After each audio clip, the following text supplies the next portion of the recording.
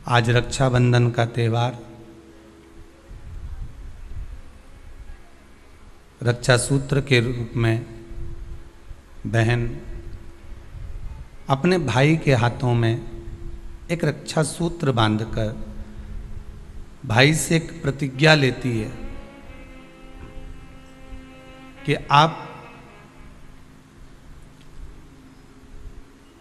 इस भूमि पर जब तक मेरे प्राण हैं तब तक मेरी रक्षा करोगे। ना जाने कितनी गलतियां हम व्रत करते समय कर जाते हैं, ना जाने कितनी गलतियां हम व्रत के पहले कर जाते हैं या व्रत के बाद कर जाते हैं।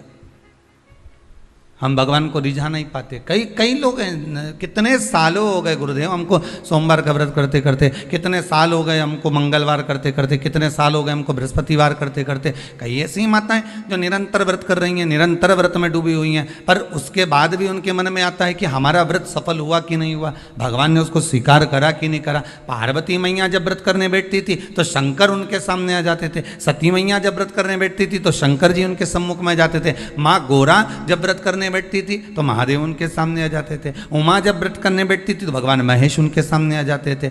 तो व्रत जब माताओं ने करा तो उनके सामने भगवान प्रकट हो गए। तो हम व्रत करते हैं तो भगवान क्यों नहीं आता?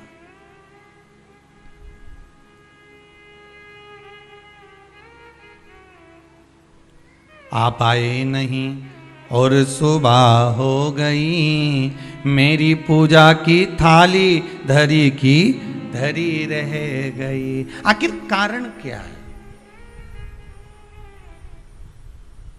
क्या कारण हो सकता है? हम परमात्मा को इतना रिझा रहे हैं, हम परमात्मा को इतना मना रहे हैं, हम परमात्मा से इतनी विनती कर रहे हैं, निवेदन कर रहे हैं, उसके बाद भी अगर भगवान हमको ना मिले, उसके बाद भी भगवान हमारा ना सुने, तो फिर दुख तो होता है ना कि भगवान आखिर क्यों नहीं सुन रहा। कुछ माताएं कर रही थी, गुरुजी हमने ये करा, उसके बाद भी भगवान ने हमारा ना सुना। हो सकता है कि कुछ गलतियां हमारे भीतर की भी हो। हम इस शरीर से तो परमात्मा को रिझा रहे हैं, हम इस शरीर से तो भगवान को मनाने का प्रयास कर रहे हैं, हम शरीर के द्वारा तो मंदिर तक पहुंच जा रहे हैं, हम शरीर के द्वारा तो हम मंदिर में जाकर जल भी चढ़ा रहे हैं, अभिषेक भी कर रहे हैं, पूजन भी कर रहे हैं, अर्चना भी कर रहे हैं, पर साथ में मन नहीं जा रहा हो तो, साथ में मन नहीं पहुंच रहा हो तो। कथा भी कितने सुंदर दिन प्रारंभ हुई है महाराज, श्रावण की पूर्णिमा, और कथा जो प्रारंभ हुई है वो भी व्रत। और बहुत समझने वाली बात है कि आज के दिन कई बहनें ऐसी होती हैं जो भाई के यहाँ नहीं जा पाती, कई भाई ऐसे होते हैं जो बहनों के यहाँ नहीं जा पाते।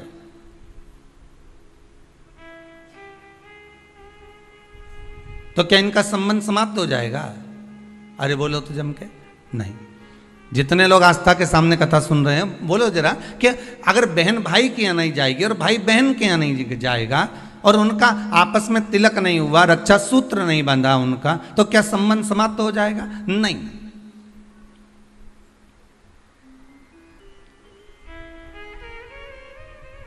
संबंध केवल शरीर का नहीं है, संबंध आत्मा का भी है।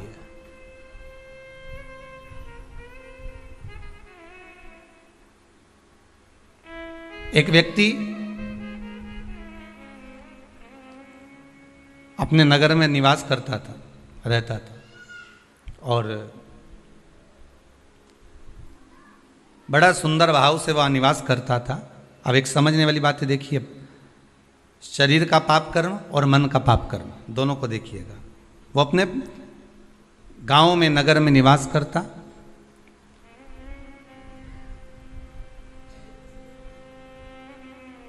उसने जिंदगी में कभी कोई चींटी नहीं मारी, उसने अपने जीवन में कभी किसी का मन नहीं दुखाया, उसने अपनी जिंदगी में कभी किसी का धन नहीं खाया, उसने अपने जीवन काल में कभी किसी से असत्य नहीं बोला, उसने संपूर्ण जीवन काल में ना असत्य बोला, ना झूठ बोला, ना कपट करा, ना बेईमानी करी, ना प्रपंच करा, ना छल करा, ना कुछ बेकार कर्म करा, कुछ भी नहीं करा। इसके बाद भी वो जब प्राणों को त्याग कर गया तो नरक भोगना पड़ा। दृष्टांत सागर का यह बड़ा सुंदर चरित्र है महाराज।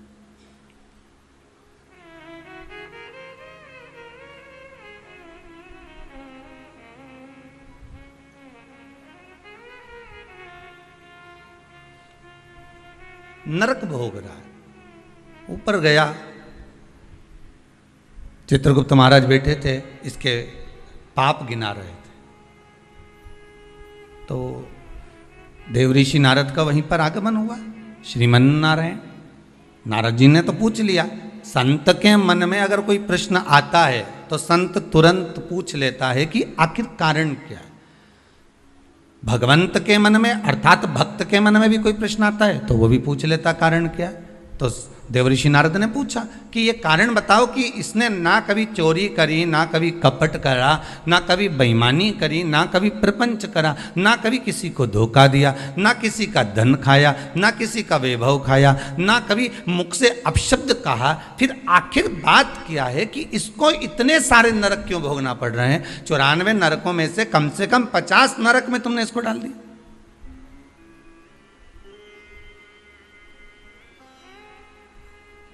ये नरक में भेजने का कारण क्या है?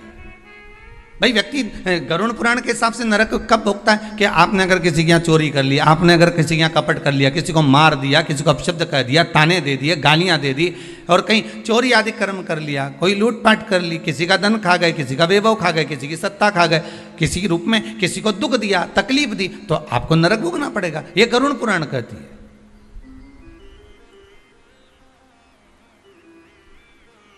तो देवऋषि नारद ने पूछ लिया चित्रगुप्त महाराज से, धर्मराज से, ये बताओ कि इसने ये कुछ करा है क्या? तो क्या कुछ भी नहीं करा। इसने अपनी स्त्री को हाथ उठाया क्या? नहीं। इसने अपने बच्चों से कुछ कहा क्या? नहीं। बच्चों ने इसको कुछ कहा क्या? नहीं। इसने अपने माता पिता की सेवा नहीं करी क्या? करी। सब कुछ करा इसने। फिर नरक किस लिए दिया गया? नरक का कारण क्या है? क्यों नरक भेजा जा रहा है?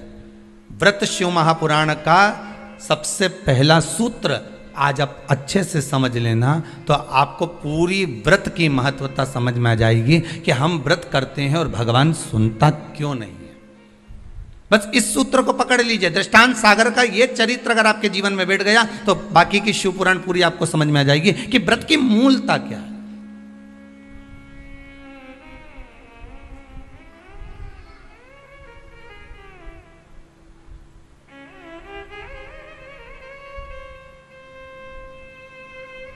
कारण क्या हो सकता है? देवऋषि नारद ने पूछा तो धर्मराज बोले बस केवल एक कारण है। कौन सा? जब ये बैठता था इस शरीर के द्वारा इसने कोई बेकार काम नहीं करा। इस शरीर के द्वारा ये कोई किसी को कपट नहीं करा, किसी का धन नहीं खाया, वैभव नहीं करा खाया, किसी को अपशब्द नहीं करा। इस शरीर के द्वारा कुछ नहीं करा इसने। फिर बचा काहे से था? तो कहा इस इंद्री के द्वारा, मन के द्वारा। क्या करा मन से? तो क्या मन के द्वारा ये जहां बैठता था वहां मन में सोच लेता था कि ये कितना बेकार व्यक्ति है, इसने इसके साथ तो ऐसा हो जाना चाहिए, इसके यहाँ कितना वैभव इकट्ठा हो गया, इतना धन एकत्रित हो गया होगा तो ये धन का करेगा क्या, इसके यहाँ तो ऐसा होना चाहिए कि डाका डल जाना चाहिए। इसने विचार करा। फिर विचार आया कि बताओ कितनी सुंदर स्त्री है, कितनी सुंदर नारी है, इतनी सुंदर नारी तो मेरे साथ में होना चाहिए थी।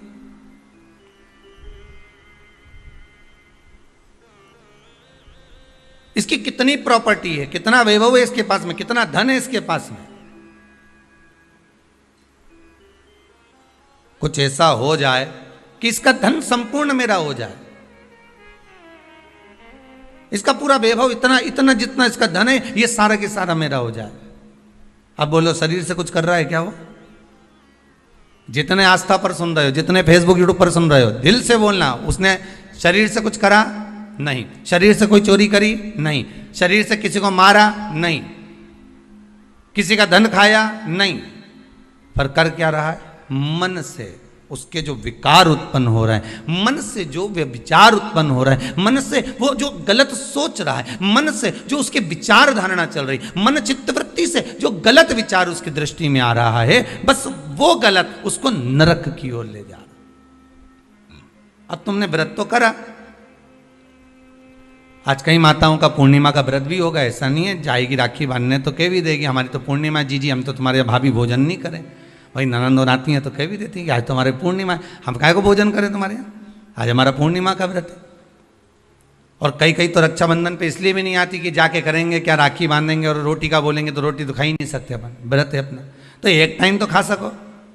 पूर्णिमा के व्रत का तो महत्व है, एक टाइम तो भोजन कर सकते हो।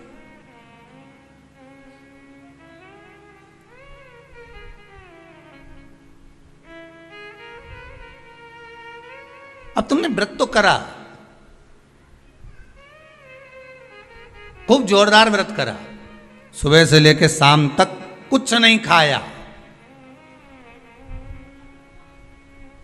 कुछ भी नहीं खाया, पर ये मन बार बार अगर दौड़ कर कहीं चले गया, डब्बे में सब लोग भोजन कर रहे थे और सभी लोग प्रसाद को पा रहे थे, सभी लोगों के मन में भाव आया कि कितना सुंदर भोजन बना है, आज तो बाफला एक नंबर का बना है, आज बाटी तो बहुत जोरदार बनी। अब तुमने बनाई तो जीजी के लिए थी, ननंद के लिए थी, घर में बेटी के लिए थी, और आज तो मेहमान आया ना, भांजा ने भांजी ने सबके लिए बनाया, और मालूम पड़े ननंद आके कह दे कि नहीं हमारा तो आज श्रावण की पूर्णिमा का व्रत है, आज हम कुछ खाएंगे ही नहीं। अब तुमने बाटी तो बना दी, बाफला तो बना दिया, पूरन पोली तो बना दी, तुमने आज आलू बड़ा तो बना दिया, सब्जी पकौड़ा मंगोड़ा सब बना दिया तुमने, पर बेचारी वो बहन भले राखी बांध रही है, भले वो माँ आई हुई है, उसका व्रत भी है, पर उसकी जो मन है ना थोड़ा सा वो बाफले में तो जरूर जाए,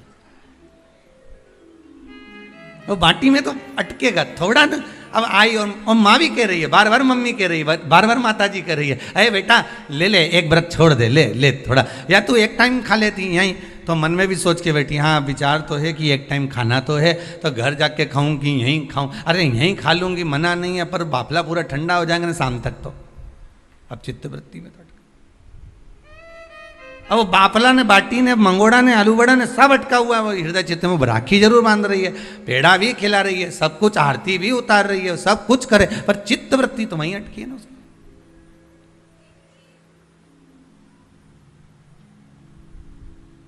उसकी। इसलिए शायद लोग भजन में गाते हैं,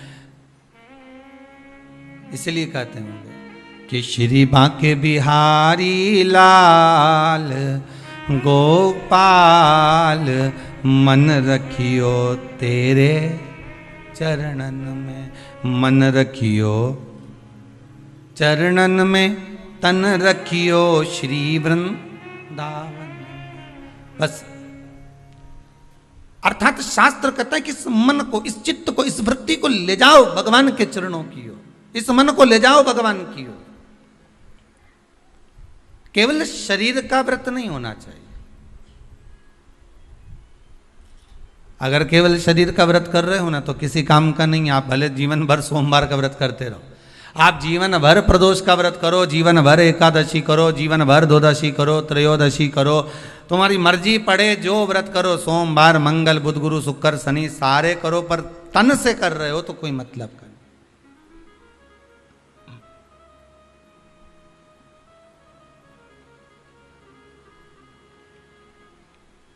कई लोग ऐसे भारी भारी व्रत करते हैं, शरीर को कष्ट देते हैं। किसको कष्ट दे रहा है? शरीर को। पर हमारा शिव महापुराण तो कहता है कि शरीर को कष्ट देकर आत्मा सुखी रह सकती है क्या? अरे बोलिए तो जम के नहीं। बेटा बेटी बहू पोता पोती जमाई ये जितने भी हैं ना, अगर कोई बीमार पड़ जाए, किसी को कष्ट हो जाए, किसी को कोई बीमारी लग जाए, कोई तकलीफ हो जाए, तो घर की माँ सुखी रह सकती है क्या? नहीं। माता को तो दुख हो जाएगा, मेरा बेटा, मेरी बहू, मेरी बेटी, मेरा जमाई, मेरा पोती पोता, मेरा नाती पंती, मेरा भांजा, ये माँ दुखी हो जाएगी। ये मन आत्मा, ये मन जो है ना, ये माँ ही है। शरीर अगर कष्ट में आ गया तो इस मन में कुछ होगा?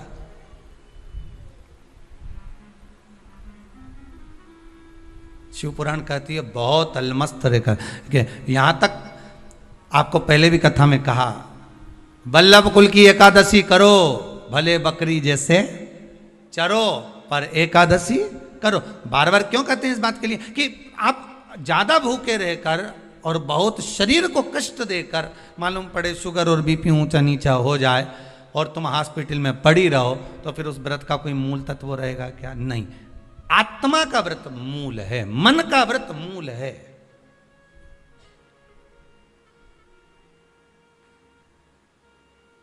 कोई तुमसे के ऐसा व्रत है जिस व्रत में तुम्हें सोने का हंडा मिलेगा, सोने का मटका मिलेगा, पर एक बात याद रखना, 5 दिन तक कुछ ना तो खाना है, ना पानी पीना है, ना कुछ, ध्यान रख, बस एक जगह पर पड़। अब ऐसा हंडा पाकर भी क्या करो कि सोने का हंडा तो घर में आए और तुम ऊपर जाओ। अब ऐसा हंडा पाकर भी क्या करोगे? अब मालूम पड़े सोने का हंडा तो आ गया घर के अंदर और तुम चल दिए ऊपर। अब क्या ऊपर से आओगे नीचे खर्च करने के लिए सोने का हंडा का माल? नहीं चाहिए। प्रथम सुख निरोगी काया, द्वितीय सुख घर में माया। ये दूसरे नंबर पर आती है माया। दूसरे नंबर पर आता है धन, संपदा, सत्ता, वैभव, ये दूसरे नंबर पर है। अभी बीच में जब ये कोरोना महामारी का कहर चल रहा था, अब तो थोड़ा बाबा की कृपा है विश्वनाथ की कि आप धीरे धीरे कोरोना महामारी धीरे धीरे जा रही। ये शंकर की कृपा मान लो। पर बीच में जब कोरोना महामारी का दूसरा जो लहर चालू हुई थी, उस लहर में आपने सुना होगा कि ना जाने वो कहाँ के विधायक थे, तो वो मालूम पड़े चले गए। फिर अखबार में देखा, टीवी में देखा कि वहाँ का मंत्री थे या विधायक थे, वो चले गए, कहीं कोई चले गया। अब विचार करो जरा, एक विचार करना कि कितना रुपया चुनाव में खर्च करा होगा, कितना धन लगाया होगा, कितना अनाप शनाप पैसा लगाया होगा, और जीत हासिल हो गई, और जीत मिल भी गई, और उसके बाद ये कोरोना महामारी में चले गए। अब बताओ ईमानदारी से, तो हंडे का करोगे क्या? अब वो सोने का अंडा का कोई काम है?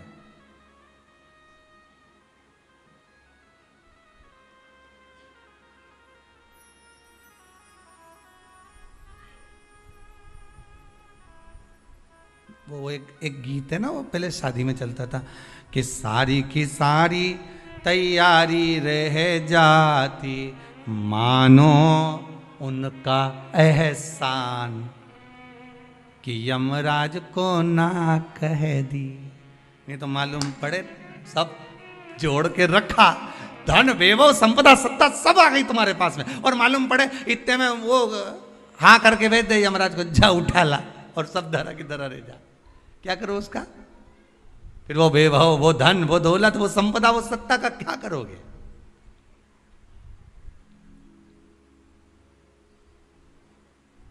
प्रथम सुख है निरोगी काया। आप अगर सुखी हो तो वो सबसे बड़ा हंडा है सोने का। स्वास्थ्य अच्छा है ना आपका?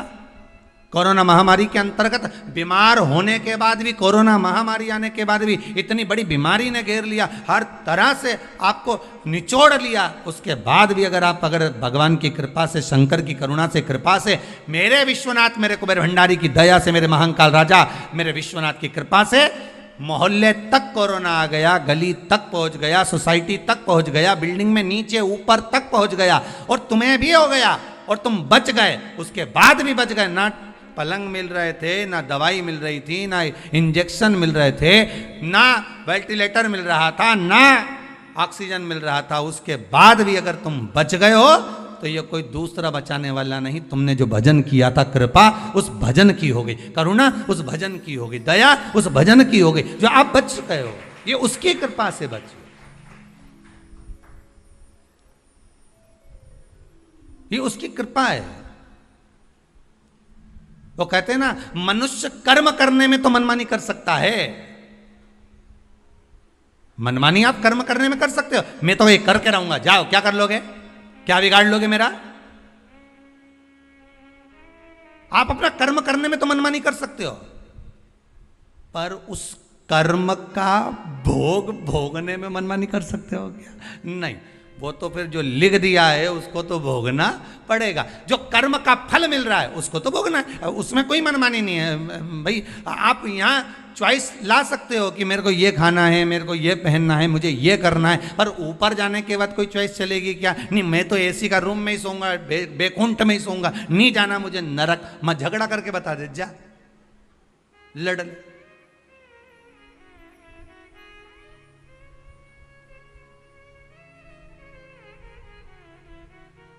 नहीं, मेरे लिए तो तुम रसगुल्ला ही लाओ, मैं तो नहीं। अब अभी तो आज बहन राखी बांधने आई होगी तो भाई उन भी कह दे डब्बा लाई क्या मिठाई का, कौन सी लाई, बंगाली लाई कि कौन सी लाई बता जरा, है कि मावा की लाई, कौन की दुकान से लाई बता, उसका नाम भी बता। डब्बा पे पड़ रहा है, हाँ लिखी है, देख ली उसने। और अब फिर ये भी देख रहा है कि सोन पपड़ी लाई कि मावा की लाई, वो भी देखा। क्योंकि भाइयों भी बड़ा चतुर रहे, डब्बा देख के ही लिफाफा बनाए। सोन पपड़ी का अगर डब्बा लाई है तो 100 या 200 का, और अगर मावा की लाई है तो फिर 500 का, और अगर बंगाली लेके आई है तो 1000 का लिफाफा यूज दे दे। मतलब लिफाफा भी डब्बे से चले।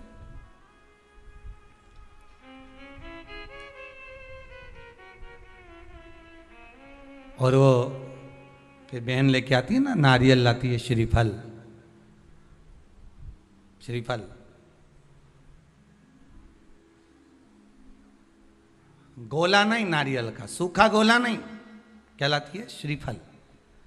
गोला तो आजकल फैशन का हो गया, नारियल का गोला तो फैशन है, क्योंकि नारियल लेके जाएंगे, नारियल 10 रुपए का है, भाई को लगना चाहिए कि कोई वीआईपी चीज लाई, इसलिए नारियल का गोला लिया।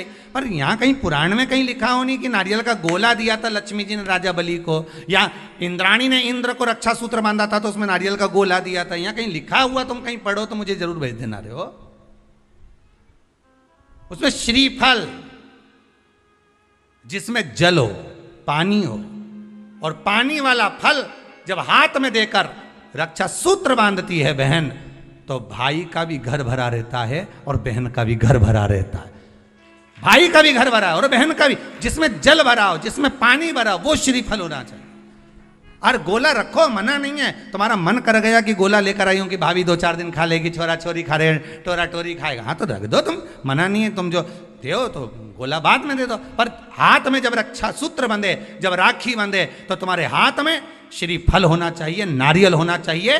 क्यों? पहले की कथा में आप स्मरण करेंगे, जो हमने मुंबई में स्कंद पुराण वाची थी, उसमें वर्णन किया था। श्रीफल कार्तिकेय बाबा का प्रतीक है, श्रीफल संत का प्रतीक है, स्कंद का प्रतीक है। आप नारियल का गोला दो, 50 बार दो, 10-10, 20-20 गोले दे दो, 50-50 गोले दे दो, मना नहीं है। हैं 2-4-8 झोला भर के दे दो, हम वो भी मना नहीं करे। 1 बोरा भर के दे दो, उसका मना नहीं। पर श्रीफल की मूलता है, यहाँ नारियल का जो श्रीफल है उसकी मूलता है।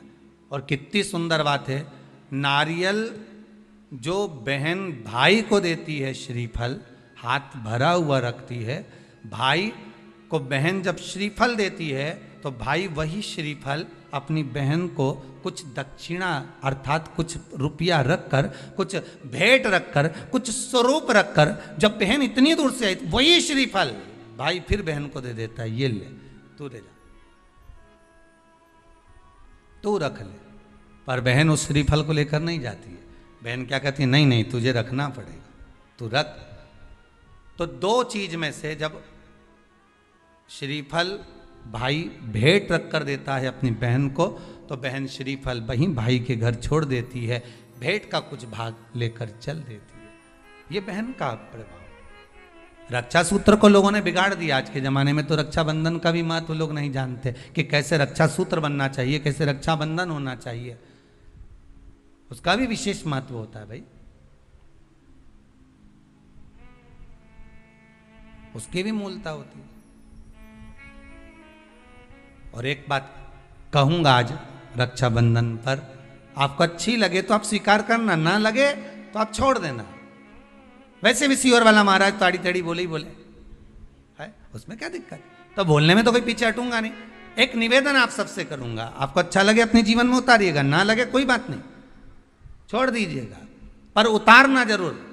बहन से प्रॉपर्टी के चक्कर में कितना भी झगड़ा चल रहा हो, बहन का भाई से एक मकान के चक्कर में कितना भी झगड़ा चल रहा हो, संपदा के चक्कर में कितना भी झगड़ा चल रहा हो, तो भी निवेदन करूंगा, बहन और भाई तुम खूब लड़ो प्रॉपर्टी और जमीन के लिए, पर रक्षाबंधन के दिन कम से कम एक दूसरे के नहीं भी जाओ तो फोन लगाकर जीजी और बहन भाई से, भाई बहन से एक बार तो बात कर लो, क्योंकि धन अपनी जगह रह जाएगा साहब, वहां धन नहीं जाने वाला, आपका व्यवहार जाने वाला है, आपका प्रेम जाने वाला। माना उसने कुछ भी करा हो, अदालत में केस लगा दिया हो, 25 केस चल रहे हो अदालत में, 50 बार तुम्हें पेशी पर जाना पड़ रहा हो, 50 बार झगड़े हो गए, 50 बार तलवार लेकर खड़े हो गए, डंडे लेकर खड़े हो गए, एक दूसरे को मारने को तैयार हो गए, पर निवेदन है, एक माता के गर्भ से तुम जन्मे हो, कम से कम उस माता के दूध का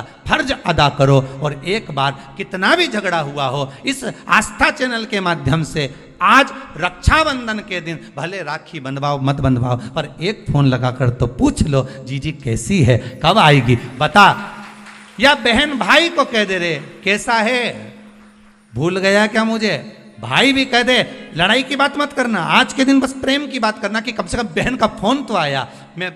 मेरा मन कहता है, मेरा दिल कहता है कि शायद दिवाली पर जितनी आतिशबाजी नहीं हुई होगी, उतनी आतिशबाजी आपके दिल में होगी कि जिससे केस चल रहा है वो फोन लगाकर पूछ रहा है कि भाई ने पूछा बहन से, बहन ने पूछा भाई से, कैसे हो, भाभी से बात कर लो, थोड़ा बच्चों से बात कर लो। माना अदालत में देखा जाएगा, लड़ाई झगड़े सब होंगे, सब कुछ होगा, कौरव और पांडवों की कथा तो देखो रे कितनी सुंदर है।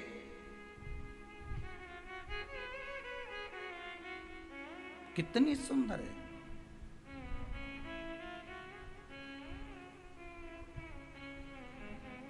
पांडवों की बहन सुभद्रा राखी बांधने कौरवों को जाती है, कौरवों की बहन राखी बांधने के लिए पांडवों को जाती है। जरा विचार करिए,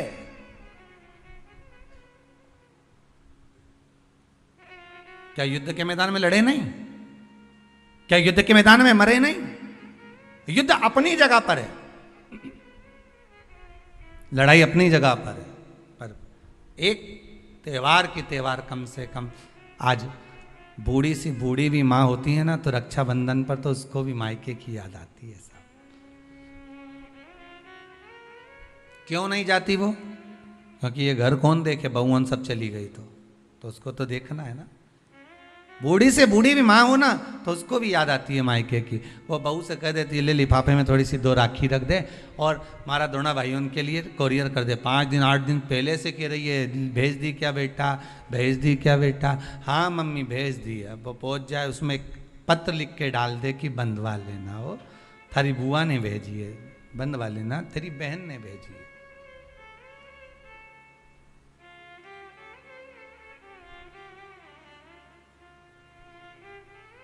झगड़ा अपनी जगह पर चलने दो साहब, लड़ाई अपनी जगह पर चलने दो साहब, विवाद अपनी जगह पर चलने दो साहब, पर इस दिल को, इस मन को एक बार तो लेकर जाओ। मत जाओ तुम राखी बंधवाने, मत जाओ तुम राखी बांधने, पर फोन तो लगा लो, एक बार तो दिल से कह सकते हो कि कैसी हो, भले कितना झगड़ा, कितना लड़ाई, कितना विवाद क्यों ना हो, अच्छा लगे तो आप अपने पास रखना, बुरा लगे तो छोड़ देना, हो कोई बात नहीं। और दोनों के मन में ये बात भी नहीं आना चाहिए जब फोन लगाएं तो कि समझौते के लिए लगाया होगा या धन के लिए लगाया होगा, ये भी मन में भाव मत लेकर आना, वो तो इसलिए लगाया है कि सीवर वाला महाराज बोला है,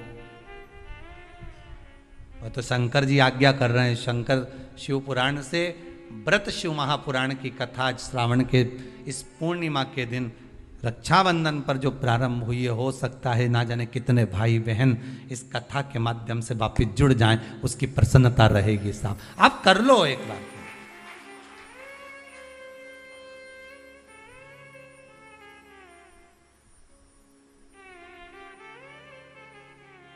कर लो एक बार। और टालना मत ही, तुम तो अभी कथा चलते चलते भी कर लो रे, कई दिक्कत नहीं, कथा अपनी चलती रहेगी, तुम तो एक बार फोन लगा के बोल दो जीजी कैसी है बस, और जीजी बोल दे भाई कैसा, जिसके यहाँ झगड़ा हो प्रेम, बस एक बार फोन लगा के बस कथा होती रहेगी, ये तो चलेगी 2 बजे से 5 बजे तक, तुम इसकी चिंता मत करो, तुम तो लगा लो, आज अपन त्योहार ही मना ले आज अच्छा से, तुम तो लगाइए।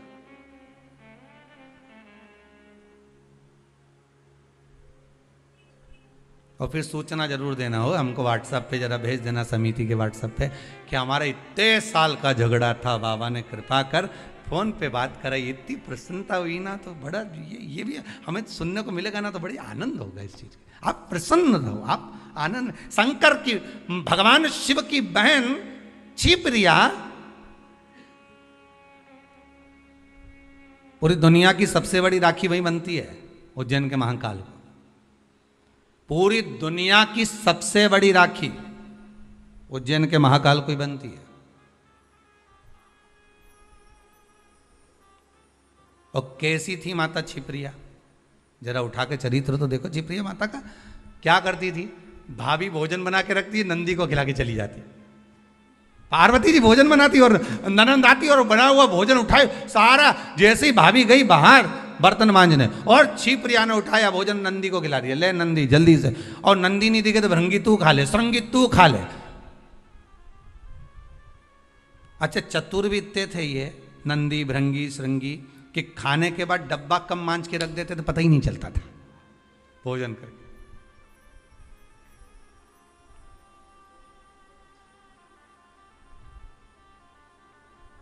पर भाभी की कितनी बारंबार परीक्षा माता छिप्रिया ने ली। माता छिप्रिया ने कितनी बार छिप्रिया ने परीक्षा ली है, भगवान शिव की भी और साथ में भाभी की भी, पार्वती मैया की।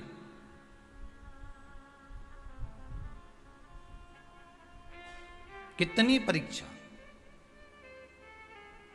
और उसके बाद जब दूषण नाम के राक्षस के साथ युद्ध हुआ भगवान शंकर का, और शिव जी ने कह दिया कि दूषण नाम के राक्षस का संहार करना है, पर इसके रक्त से जो दूषण और उत्पन्न हो जाएंगे, इनको मारने के लिए, इसके रक्त को धोने के लिए मेरी बहन छिप्रिया को बुलाइए। तो छिप्रिया को क्यों, आखिर छिप्रिया को किस लिए बुलाया जाए? अगर रक्त को धोना है तो गंगा को बुला लो, नर्मदा जी को बुला लो, सरयू जी को बुला लो, मंदाकिनी को बुला लो, जमुना को बुला लो, सरस्वती को बुला लो, ये छिप्रिया को क्यों? शंकर जी कहते हैं सारी नदियों ने तप करा, सारी नदियों ने तप करा और भगवान से वर मांगा। यमुना जी ने वर मांगा कि ठाकुर इस भूमंडल पर रहूं, आपके चरणारविंद की रज मिलती रहे। गंगा ने वर मांगा मेरा नाम आपके नाम के साथ जुड़ा रहे। मंदाकिनी ने वर मांगा मुझे राघव के चरण मिले। सरयू जी ने वर मांगा मुझे राम जी के चरणारविंद मिले। राम अगर अपने प्राणों को भी त्यागे तो मेरे जल में ही त्यागे, ये सरयू जी ने मांगा। पर केवल एक नदी ऐसी है, नर्मदा जी ने भी मांगा मेरा कंकर शंकर बन जाए। केवल एक नदी ऐसी है जिस नदी ने 33 कोटि देवताओं से कुछ नहीं मांगा, और वो नदी नहीं शंकर जी की बहन। शंकर जी क्या मांगते तुमसे? भोलेनाथ जी ने कभी तुमसे कुछ मांगा कि मेरे यहाँ 1 किलो मिठाई का डब्बा लेके आओ रे? शंकर जी कभी बोले कि मेरे यहाँ तुम ये लेके आना, ने सोना लाना, ने चांदी लाना, ने अंबारी लाना, ना ये लाना? शंकर जी तो क्या तुम आ जाओ, 1 लोटा पानी हो तो चढ़ा जाओ, दूध हो तो दूध, दही हो तो दही, नहीं मिले तो बेलपत्र, बेलपत्र भी नहीं ला सको तो मेरी उठा के मुझ पे चढ़ा दो, और इतना भी नहीं ला सकते तो 3 बार ताली बजा दो। ये भी नहीं कर सकते तो शिखर का दर्शन कर लो, ये भी नहीं कर सकते तो मंदिर के सामने से निकल जा। बस इतना तो कर सकते हो, नहीं गाड़ी ली भुड़ भुड़ करें देखता वो निकल जाए, बस उतने में समझ जाए बहुत है। अरे जिससे स्नेह होता है ना, जिससे प्रेम होता है, मेरे शंकर को अगर आप स्नेह करते हो, प्रेम करते हो, शिव के प्रति समर्पित हो, शंकर के प्रति आपका वात्सल्य, आपकी करुणता, आपका आनंद शिव से अगर जुड़ा हुआ है, तो मात्र गाड़ी लेकर भी निकल गए तो वो देख लेगा कि गया है अभी यहां से हो, और तुमने देख लिया बैठा है वहां देव के अंदर, उतना ही बहुत है।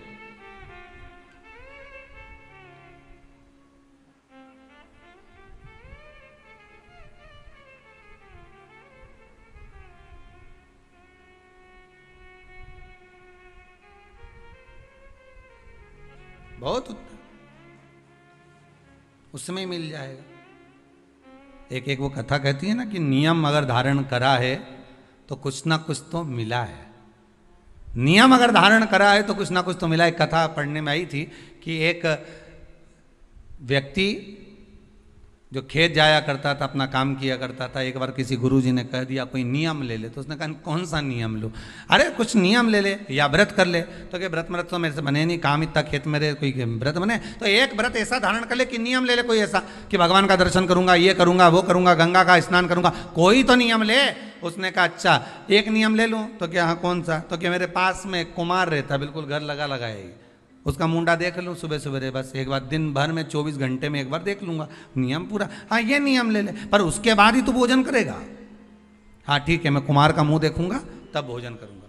उसने नियम ले लिया, पास की पास तो रहता ही है, कर लेंगे। ऐसा नियम धारण करा, ऐसा करा, पत्नी के लिए रोटी खा लो, पति अब भी आया, छत पे चढ़ा, कुमार का मुंह देखा, भोजन करा तुरंत।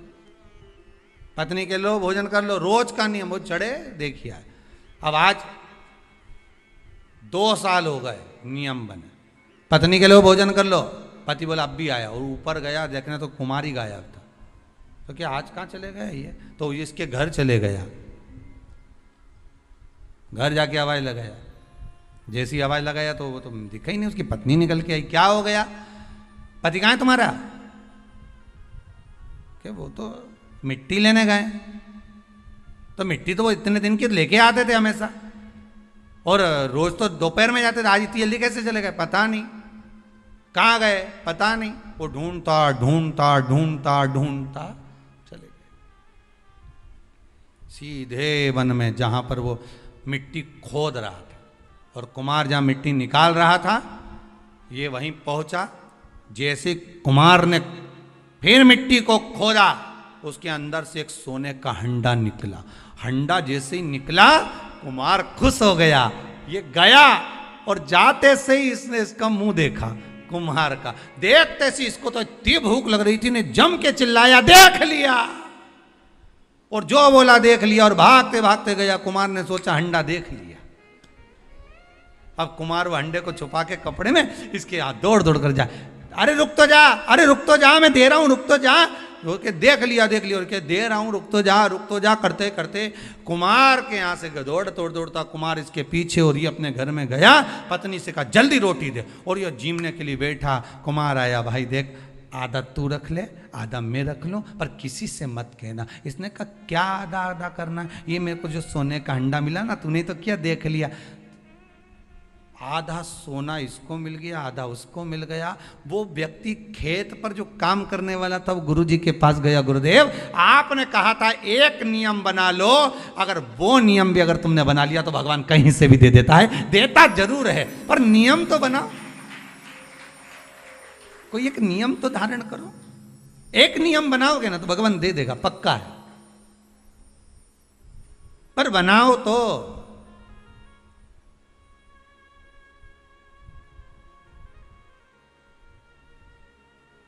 इस कहानी को एक बार चंडीगढ़ में बोला था, तो वहां पर एक माता जी उठ के बोली अगर हम झगड़े का नियम बना ले तो हमने कहा ये बनाने की जरूरत का है झगड़े का नियम, ये तो बना बनाया है रोज का ही, प्रतिदिन का ही, अब इसको बना के क्या करोगे? है इसको बनाओगे भी तो क्या करोगे? नियम बना लिया है, व्रत वास। आखिर जी छिप्रिया ने शंकर भगवान की बहन छिप्रिया, आखिर इसकी इतनी बलता कैसे आ गई, इतनी प्रबलता कैसे आ गई? लोग गंगा महारानी को ज्यादा पूछें, यमुना जी को पूछें, नर्मदा को पूछें, सरयू जी को पूछें, मंदाकिनी को पूछें, पर छिप्रा की महत्वता इतनी कैसे आ गई? तो कहा यह कोई साधारण नहीं है। गंगा का जल उलाते तब ये दूषण नाम के राक्षस का जो रक्त है उसको धोते, या यमुना जी को सरयू जी को बुलाकर धुलवाते, पर मेरी बहन छिप्रिया आएगी, जल के वेग में आएगी, उसको ही क्यों? तो कहा उसने आज तक कुछ नहीं मांगा, कुछ भी नहीं। कितना सुंदर संवाद है। आज रक्षाबंधन पर छिप्रिया का चरित्र बहुत ध्यान से सुनना। उज्जैनी जाओ ना तो महाकाल की नगरी में तो छिपरा का दर्शन कर कर आया करो। उज्जैन महाकाल की नगरी में जब जाओ तो माता छिपरा का दर्शन करो कि ऐसी बहन नहीं मिलेगी जिसने अपने भाई से कभी कुछ नहीं मांगा, और उल्टा अपने भाई के लिए जब देख लिया कि दूषण नाम के राक्षस ने 84 रूप रख लिए हैं तो क्या करूं मैं, करूं क्या। शंकर भगवान के सामने खड़ी हुई छिप्रिया कहती है मुझे आने में देरी हो गई भैया, तो चिंता मत कर, मैं तुझे 84 टुकड़े में काट देती हूं। अपना जल का रूप रखा, 84 टुकड़े में माता छिप्रिया ने अपने भाई भगवान शिव को बांट दिया। शंकर जी 84 महादेव हो गए। पूरी दुनिया में केवल एक उज्जैनी ऐसी है जहां पर 84 महादेव हैं। पूरी दुनिया में केवल एक भूमि उज्जैनी नगरी, महाकाल की नगरी ऐसी है जहां पर 84 महादेव विराजमान है, और वो भी माता छिपरा की देन। छिपरिया, मैं तेरे को 84 रूप दे देती हूं भैया, 84 रूप देती हूं तेरे को, तो चिंता मत कर, जा और जाकर दूषण नाम के राक्षस का संहार करो। प्रभु भगवान शिव ने 84 रूप रखे और दूषण नाम के राक्षस का संहार करा। ये बहन होती है जो भाई से कुछ मांगती नहीं है।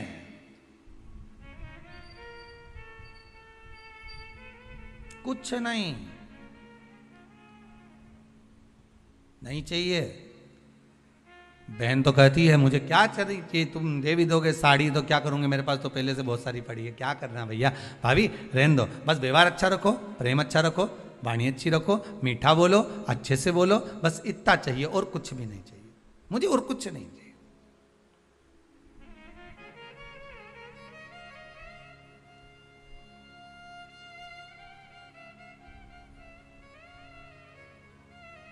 बहुत निवेदन है, बहुत निवेदन। रक्षाबंधन के आज के इस भाव को पहचानिएगा जरूर। लेन देन से कुछ नहीं होता, लेना और देना तो अपनी जगह पर होता है, लेन देन से कोई मतलब नहीं, मतलब है केवल प्रेम से, केवल इसमें।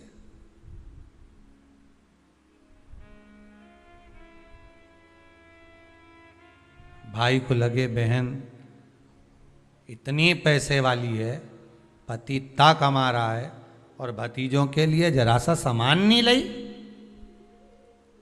थोड़ा सा सामान लेकर आ जाना था अपने भतीजा भतीजी के लिए। तो भाइयों से निवेदन है, बहन से ये आशा मत रखो कि भतीजों के लिए कुछ लेकर आए, आशा ये रखो कि बहन हमारे दरवाजे पर आ जाए। पहले भी कहा, फिर कहते हैं, गाय बेटी, बहन बेटियां, गौ माता और संत ब्राह्मण, संत ब्राह्मण।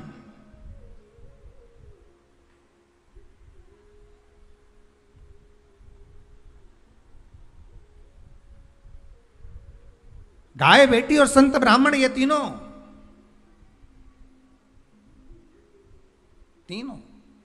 ये तीनों का बड़ा बड़ा महत्व, और ये तीनों राखी से जुड़े हुए हैं, तीनों रक्षाबंधन से जुड़े हुए महाराज जी। आज के दिन बहन तो भाई को राखी बांधती है, अपनी जगह पर है, पर आपने कथा में सुना होगा इंद्राणी ने भी इंद्र को रक्षा सूत्र बांधा था गुरुदेव के कहने पर कि ये रक्षा सूत्र बांध कर भेजिए इंद्र को। तो इंद्राणी कहती है मैं धर्म पत्नी हूं उनकी। तो क्या हुआ, आप रक्षा सूत्र बांधिए। अगर धर्म पत्नी रक्षा सूत्र नहीं बांध सकती तो यहां शास्त्र कहता है इंद्राणी ने इंद्र को युद्ध में विजय होने के लिए दिया था, रक्षा सूत्र बांधा था, स्वयं गुरु खड़े हुए। शास्त्र कहता है आज के दिन अगर बहन बेटी आए ना आए, या रक्षा सूत्र आपके हाथ में बंधा हो ना बंधा हो, या आपकी दुकान में, व्यापार में, गल्लक में, कांटे में, तोल कांटे में, आदि आदि की जगह पर रक्षा सूत्र ना बंधा हो, तो किसी ब्राह्मण को फोन लगाकर बोलिए, ब्राह्मण को बुलाइए और ब्राह्मण से कहिए कि आकर हमारी दुकान में आप रक्षा सूत्र बांध दीजिए।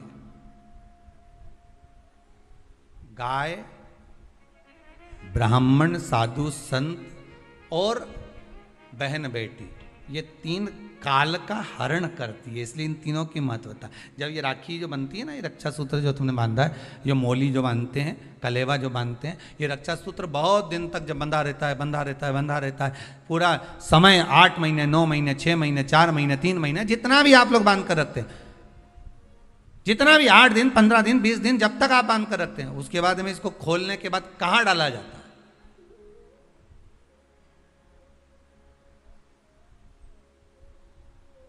कहाँ दिया जाता है इसको?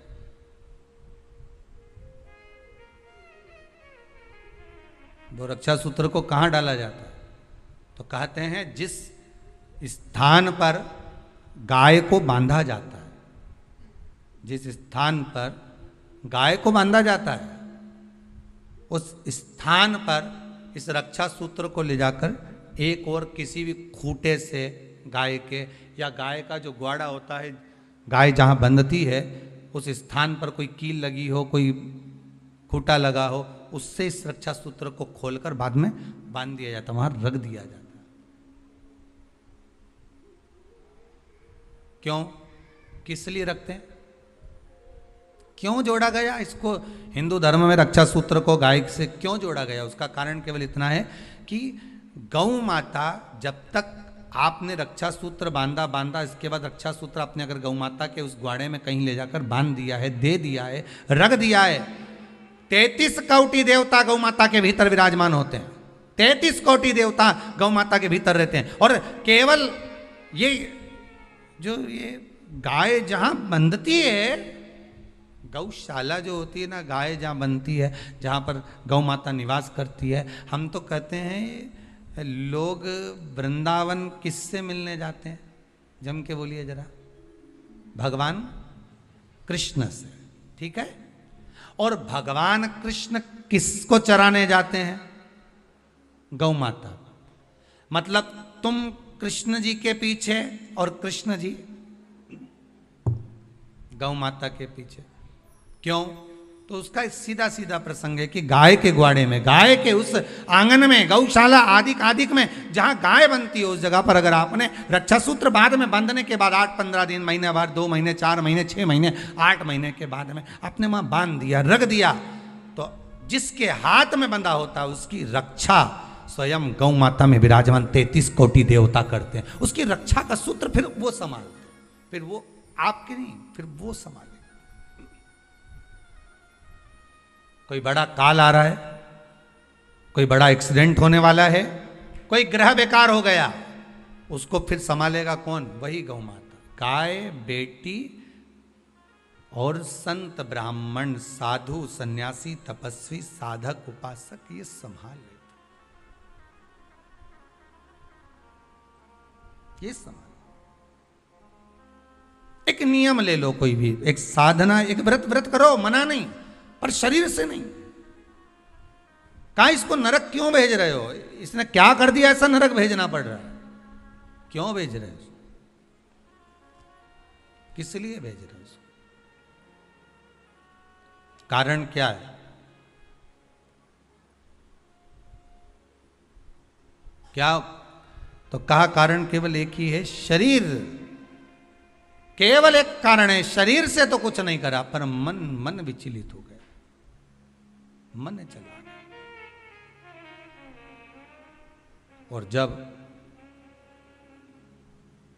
मन विचलित हो जाता है, तुम हाथ से, शरीर से भले कुछ करो ना करो, यहां तक शिव पुराण की कथा कहती है कि मंदिर में जाकर आप लोटा भर के पानी भी नहीं चढ़ाओ और मन से कह दो कि आज मैं भगवान शंकर को हृदय से, मन से, भाव से, आज मैं शिव को गंगा का जल चढ़ा रहा हूं, आज मैं शंकर भगवान को छिपरा का जल समर्पित कर रहा हूं, आज मैं नर्मदा जी का जल चढ़ा रहा हूं, आज मैं सरयू जी का जल चढ़ा रहा हूं। मन से कह दिया आपने, भगवान ने उसको स्वीकार कर लिया और आपको पुण्य भी मिल गया। हम तो आप लोगों से ये भी कहेंगे, अगर आप आस्था चैनल पर कथा सुन रहे हो, भाव से श्रवण कर रहे हो, व्रत शिव महापुराण की कथा को सुन रहे हो, तो एक बात अपने भीतर उतार कर रखना, आप कुबेरेश्वर धाम नहीं आ सकते क्योंकि अभी लॉकडाउन चल रहा है, नहीं आना, पर घर में बैठकर आप मन से तो कुबेरेश्वर धाम जा सकते हो कि कथा चल रही होगी, मैं कथा सुन लेता हूँ वहाँ बैठकर, वहीं बैठा हूँ कथा का रस स्वादन कर रहा हूँ, आनंद से सुन रहा हूँ, बाबा उसका भी पुण्य तुम्हारे खाते में दे देगा, बाबा उसका भी पुण्य देगा।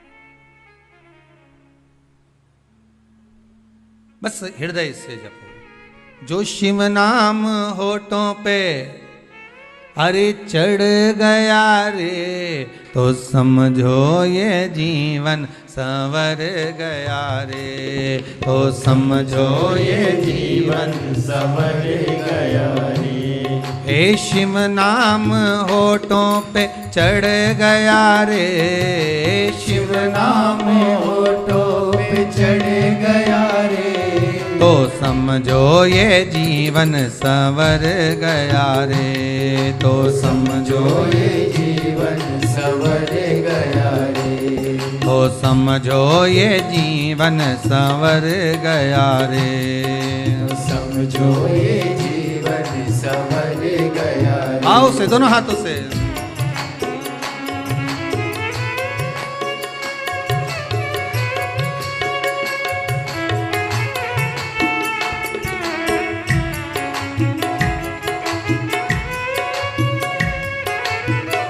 हर भोले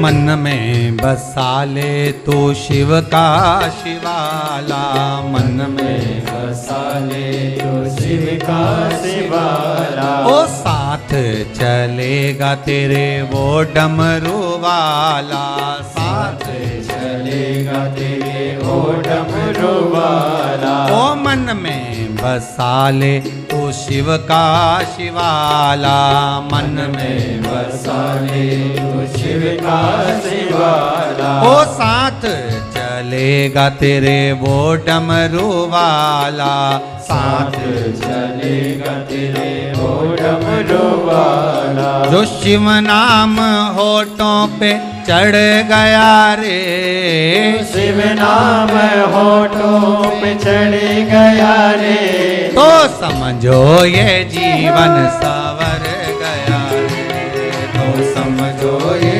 जीवन संवर गया रे, तो समझो ये जीवन संवर गया रे, तो समझो ये जीवन संवर गया रे। शिव नाम होठों पे चढ़ गया रे, शिव नाम होठों पे चढ़ गया रे, तो समझो ये जीवन संवर गया रे, तो समझो ये जीवन संवर गया रे।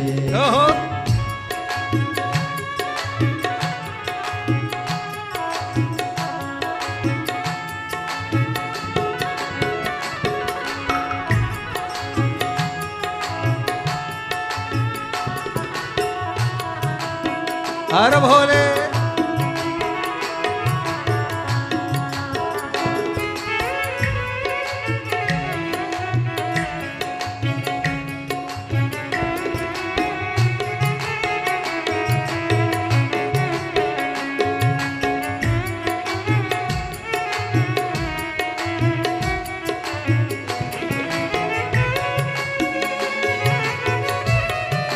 हर भोले, बड़े भाव से, बड़े आनंद से, बड़े भाव से, प्रेम से, आनंद से, भाव से, भक्ति से, आनंद से, जय हो।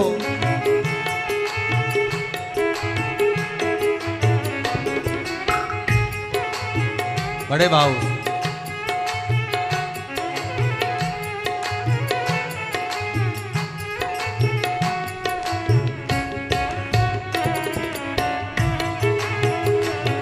हो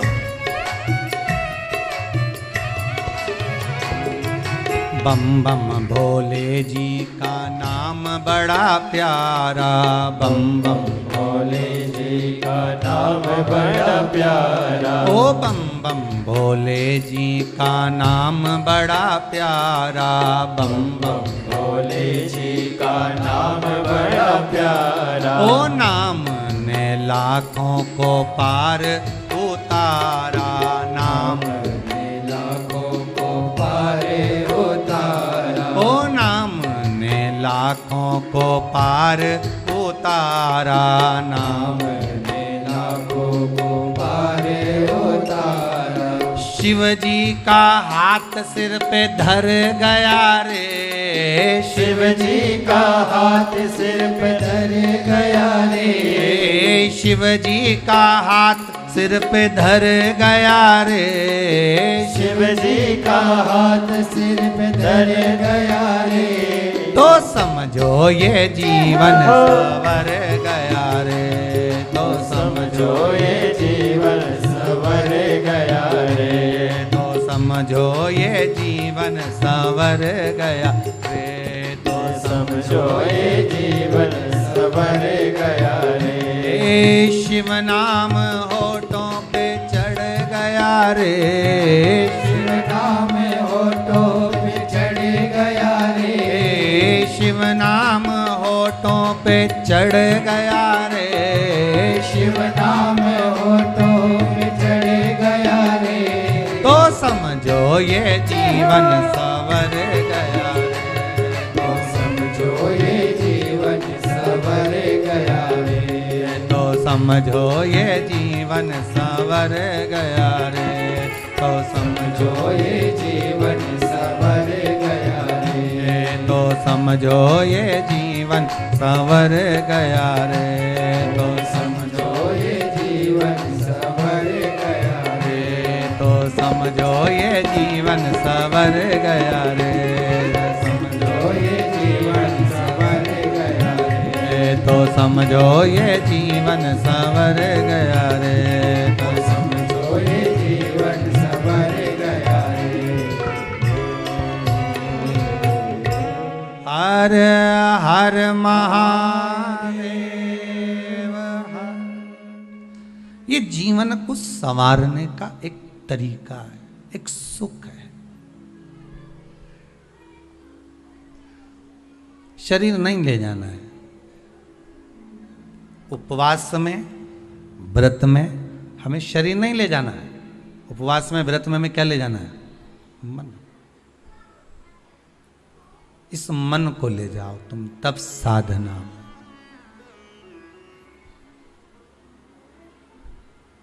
बोल मेरी जीवा हरि हरि, 10 भोजन पान करे, राम नाम में मरी मरी। बोल मेरी जीवा, अभी भी नहीं बोली हरि हरि।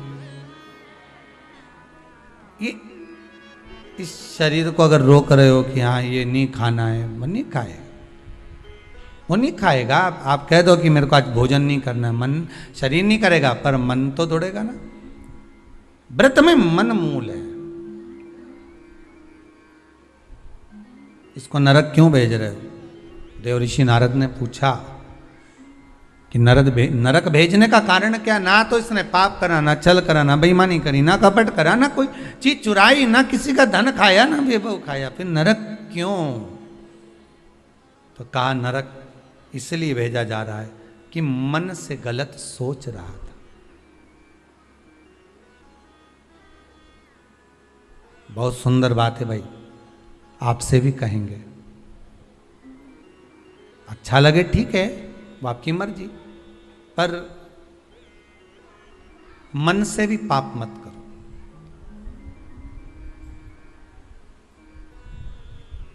मन से पाप नहीं होना चाहिए। ये मन का जो पाप है ना, मन से किया गया जो पाप है ना, ये शरीर के द्वारा किए गए पाप से ज्यादा भोगना पड़ता है। तुमने मन में सोच लिया, हुए व्यक्ति को देखा किसी को और कह दिया बताओ कैसा है, मन में सोचा, बोला नहीं किसी को। फिर वही वाली बात आ गई, अगर हृदय में प्रेम होगा तो प्रेम दोगे, ठीक है। ये ताली एक हाथ से बजती है का? दो ही हाथ से बजती है ना। आप किसी को प्रेम दोगे तो सामने वाला आपको प्रेम देगा। आप स्नेह दोगे, स्नेह मिलेगा। आप अपने भीतर कपट रखोगे, छल रखोगे, बेईमानी रखोगे, प्रपंच रखोगे, तो वो भी वही देगा आपको। आप किसी से कोई बात छुपा रहे हो, आप किसी से कोई बात छुपा रहे हो और सामने वाले से आप चाहते हो कि ये मुझे सब कुछ बता दे, तो वो भी तो छुपाएगा।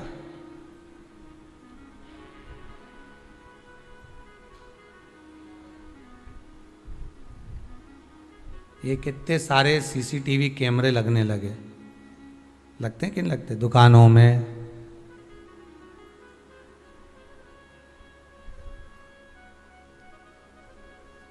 घरों में। जितने लोग आस्था पर कथा सुन रहे हो ना, आपके भी मोहल्ले में लगे होंगे, दुकानों में लगे होंगे, घरों में लगे होंगे, रोड पे लगे होंगे। कितने कैमरे लगे, ये सबसे बाद में लगे हैं, सबसे बाद में। ये कैमरे तक कब पहुंचे हम, आप और हम सीसीटीवी कैमरे तक कब पहुंचे हैं? जब मनुष्य का मनुष्य से विश्वास खत्म हो जाता है, मनुष्य का मनुष्य से विश्वास टूट जाता है, तब जाकर घरों में दरवाजे लगाए जाते हैं। नहीं तो पहले के जमाने में तो पर्दे से काम चल जाता था, पर्दे लगाते थे। क्या खत्म हुआ? जम के बोलो जरा, विश्वास।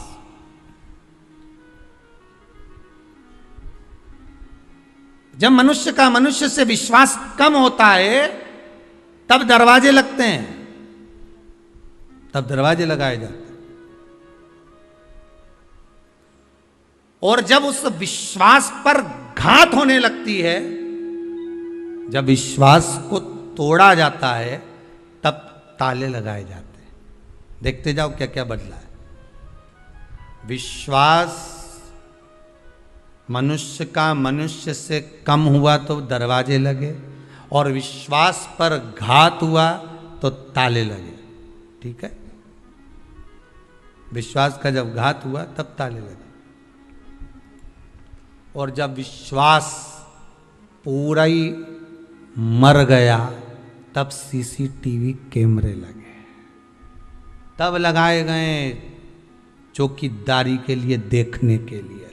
जब दिख गया कि ये व्यक्ति ऐसा है, ये ऐसा कर रहा है, ये झूठ बोल रहा है, ये कपट कर रहा है, ये बेईमानी कर रहा है, ये प्रपंच कर रहा है, तब उसके ऊपर कैमरा लगा दिया गया, तब उसके लिए कुछ छोड़ दिया गया, तब उसके लिए कहा गया कि अब इस पर ध्यान रखना जरूरी है, इस पर कैमरा लगाना जरूरी है। क्यों? इसका ध्यान रखो, इस पे कैमरा लगाओ। इसका एक व्यक्ति छोड़ दिया जाता है, ये इसके पीछे घूमता रहे, इसका देखता रहे। क्यों? क्योंकि इसने विश्वास को कुचल दिया है, इसने विश्वास को समाप्त कर दिया है।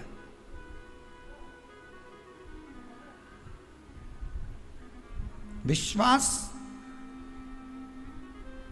मनुष्य का मनुष्य पर कम हुआ तो दरवाजे हुए, घात हुई तो ताले लगे, और जब विश्वास पूरा ही कुचल गया तब जाकर कैमरे लगे। ये कोई ऐसे ही नहीं लगा दिए गए कैमरे।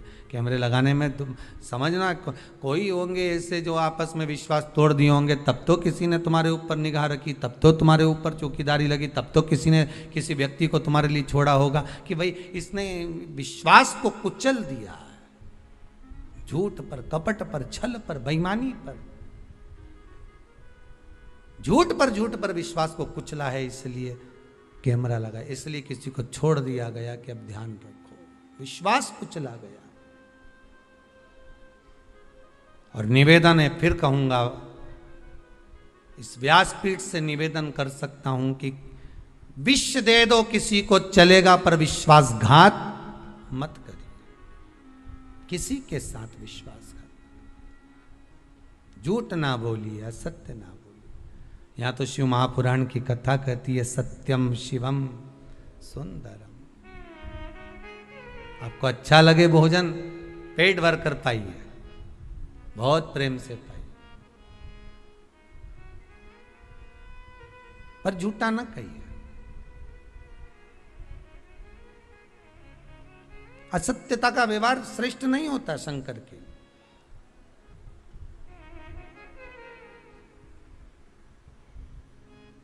शिव पुराण कह रही है, शंकर की कथा कह रही है।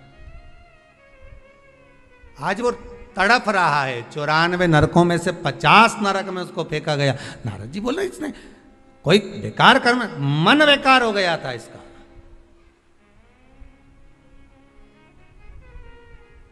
जब व्यक्ति का मन बेकार होता है तभी वो गलत कर्म कर पाता।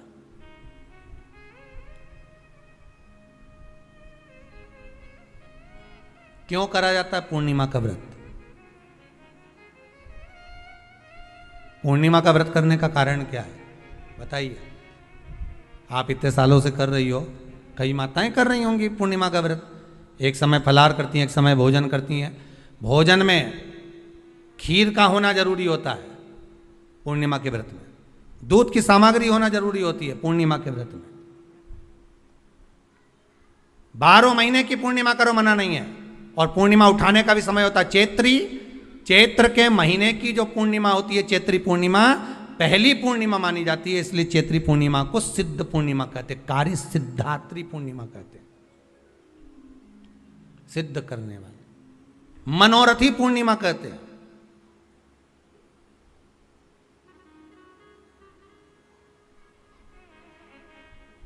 मनोरथी पूर्णिमा। इसलिए पूर्णिमा का व्रत कहां से उठाया जाता है? चैत्र के महीने की पूर्णिमा से पूर्णिमा का व्रत उठाया जाता है कि मैं महीने की पूर्णिमा करूंगी तो वो चैत्र पूर्णिमा से उसको उठा लिया जाता है। पर उसका एक नियम रहता है, आप फलाहार करें अपनी जगह पर है, पर एक समय भोजन कर रहे हैं वो अपनी जगह पर। भोजन के साथ में मीठे के साथ थोड़ा दूध की सामग्री होना जरूरी होती है। और क्यों करते हैं पूर्णिमा का व्रत, किस लिए किया जाता है, क्यों करा जाता है, उसका व्याख्यान वर्णन शिव महापुराण के अंतर्गत स्कंद पुराण में लिखा गया। स्कंद पुराण में वर्णन किया है श्री वेद व्यास जी महाराज ने। कहा ये पूर्णिमा का व्रत इसलिए किया जाता है कि व्यक्ति का जब मन गलत भ्रम में जाने लगता है, मन जब गलत जगह पर जाने लगता है, तो ये मन को गलत जगह पर ले जाने वाला कौन होता है? तो कहा ये चंद्र होता है। व्यक्ति की राशि के अंतर्गत, व्यक्ति की पत्रिका के अंतर्गत, व्यक्ति की ग्रह दशा के अंतर्गत जब चंद्र बेकार चलता है तो व्यक्ति अच्छा करते करते भी बेकार करने लग जाता है। चंद्र डोल रहा है। कई माताएं कहती हैं गुरुजी हमारे बेटे को आशीर्वाद दीजिए, बहुत गलत संगत में जा रहा है। मतलब समझ जाना कि चंद्र गड़बड़ जा रहा है। बेटी अगर गलत मार्ग पर जा रही है, बेटी अगर गलत संगत में जा रही है, किसी अन्य व्यक्ति को आकर्षित हो, चंद्र गड़बड़ हो रहा है, उसका चंद्र कहीं जा रहा है। कोई पुरुष, कोई लड़का, कोई गलत मार्ग पर जा रहा है, चंद्र गड़बड़ हो रहा है। घर में जो क्लेश उत्पन्न होता है, घर में जो विवाद उत्पन्न होता है, उस विवाद को रोकने के लिए केवल चंद्र की ही, इसलिए तो पूर्णिमा घर की नारियां, हमारे यहाँ हिंदू धर्म में यहाँ तक स्कंद पुराण में कह दिया कि प्रत्येक पूर्णिमा, आप लोग कभी आप लोगों ने सत्यनारायण जी की कथा करवाई है? जितने लोग आस्था चैनल पर कथा सुन रहे हैं, जितने लोग फेसबुक यूट्यूब पर कथा सुन रहे हैं, यूट्यूब पर कथा का श्रवण कर रहे हैं, उनने कभी सत्यनारायण की कथा करवाई होगी। तो उसमें लिखा है हर कार्तिक, हर पूर्णिमा को, हर संक्रांति को ब्राह्मण सत्यनारायण भगवान की कथा या राजा या वैश्य कथा को कराता था या बढ़िया कथा कराता। सुनी कि नहीं सुनी ये बात? सत्यनारायण भगवान की कथा में लिखा है, स्कंद पुराण के अंतर्गत जो सत्यनारायण भगवान की कथा का स्मरण किया उसमें लिखा है प्रत्येक संक्रांति पूर्णिमा को सत्यनारायण की कथा करवाने लगा और ये योनि को प्राप्त हुआ, इस योनि से छूटा, इस योनि में गया। लिखा है, सब कुछ लिखा है। अब उत्ते से समझ जाओ कि पूर्णिमा को सत्यनारायण की कथा करने का बोला है। तो पूर्णिमा को सत्यनारायण की कथा का क्यों बोला? वैसे तो रोज कराओ सत्यनारायण जी की कथा, प्रतिदिन कराओ, मना नहीं है। आप क्या कोई विशेष फंक्शन है आप सत्यनारायण जी की कथा करवा, पर पूर्णिमा संक्रांति को और संक्रांति को पूर्णिमा को सत्यनारायण की कथा का स्मरण क्यों करवाया गया? क्योंकि पूर्णिमा के दिन अगर ये भगवान का व्रत रख लेगी, पूर्णिमा के दिन अगर ये खीर का प्रसाद बना लेगी, थोड़ा सा दूध की कोई सामग्री बना लेगी और भगवान को भोग लगा देगी, भले सत्यनारायण भगवान के भाव से बनाए, भले सत्यनारायण जी के निमित्तार्थ बना, पर अगर इसने सत्यनारायण भगवान के निमित्त से बना, पर पूर्णिमा के दिन अगर ये व्रत रखेगी, उपास रखेगी या कोई सामग्री बनाकर भगवान की पूजन कर लेगी, तो इसके घर में जो अशांति है वो शांति में बदल जाएगी। इसलिए कई घरों में आज भी सत्यनारायण भगवान की पूजन हर पूर्णिमा को करती है। माता किताब लेके बैठ जाती है, तुरंत उन्हें ऑफिस जाना, कहीं काम पे जाना, और तुरंत उसने जल्दी कलश रखा, कलश नहीं भी रखे तो भगवान की पूजन कर कुरा के ब्राह्मण देवता को बुला लेगी, ब्राह्मण नहीं आएंगे तो खुद कर लेगी, पर करती जरूर है। इतना सा आटा सेक लेगी, पंजेरी बनाई, सीरा बनाई, मिठाई रख दो, कुछ भी करेगी पर सत्यनारायण की कथा कर लेगी, उसका मन लग गया उसमें। मतलब पूर्णिमा को करना है, उसको करने से क्या होता है? शांति रहती है, शीतलता रहती है। जिसके घर में हर महीने की पूर्णिमा को खीर बनती हो, ध्यान दीजिएगा, बहुत सुंदर संवाद चल रहा है, बहुत ध्यान देने वाली बात है। प्रत्येक महीने की पूर्णिमा को जिसके घर में दूध की सामग्री बनती हो, दूध की सामग्री तैयार होती हो, खीर प्रसाद तैयार होता हो, उसके घर में कभी क्लेश नहीं हो सकता। चाहे सास बहू एक दूसरे के सामने वो कहे ना, वो सांप और नेवले की लड़ाई क्यों ना, फिर भी शांति हो जाती है। पर प्रत्येक महीने की पूर्णिमा होना चाहिए। ये नहीं कि तुमने एक महीने की पूर्णिमा पे बना लिया और दूसरे महीने की पूर्णिमा को गायब कर दिया। फिर किसी ने कह दिया आज चूरमा तो बन रहा है, दाल बाटी तो बन रही है चूरमे के साथ में, लड्डू बन रहे हैं, तो काय को खीर बना रही हो? तो तुमने अब वो खीर प्रसाद। जैसे प्रदोष व्रत का जो उद्यापन होता है, प्रदोष के व्रत का जो उद्यापन होता है, उसमें सबसे मूल क्या है प्रदोष व्रत के उद्यापन में?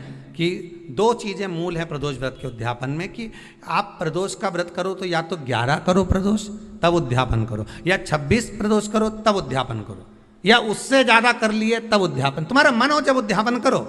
पर उद्यापन की मूलता में दो चीजें, कि प्रदोष के दिन के एक दिन पहले गणेश जी की पूजन हो जाना चाहिए।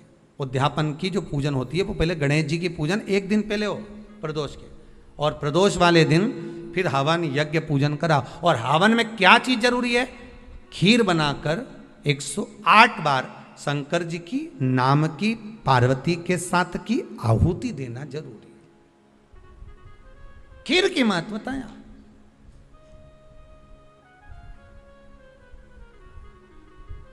चलो और सहज भाषा में समझिए, और सरल भाषा। जिस समय पर भगवान औघड़दानी मेरा त्रिकालदर्शी मेरा कैलाशी शंभू का आवाहन चंद्रदेव ने करा, कब? जब ससुर ने श्राप दे दिया कि काया का रोग होगा, काया छिन्न होने लगी, टपक टपक कर गिरने लगी, काया नीचे गिर रही, चंद्र रोने लगे, आंखों से अश्रु बह रहा है, आंखों से आंसू बह रहा। किसके पास जाऊं मैं? तब देवऋषि नारद का स्मरण किया। देवऋषि नारद, नारायण श्रीमन नारायण, नारायण श्रीमन नारायण। देवऋषि नारद का स्मरण कर, नारायण श्रीमन नारायण, नारायण श्रीमन नारायण, नारायण श्रीमन नारायण, नारायण श्रीमन नारायण। भाव से गाइए, प्रेम से, आनंद से।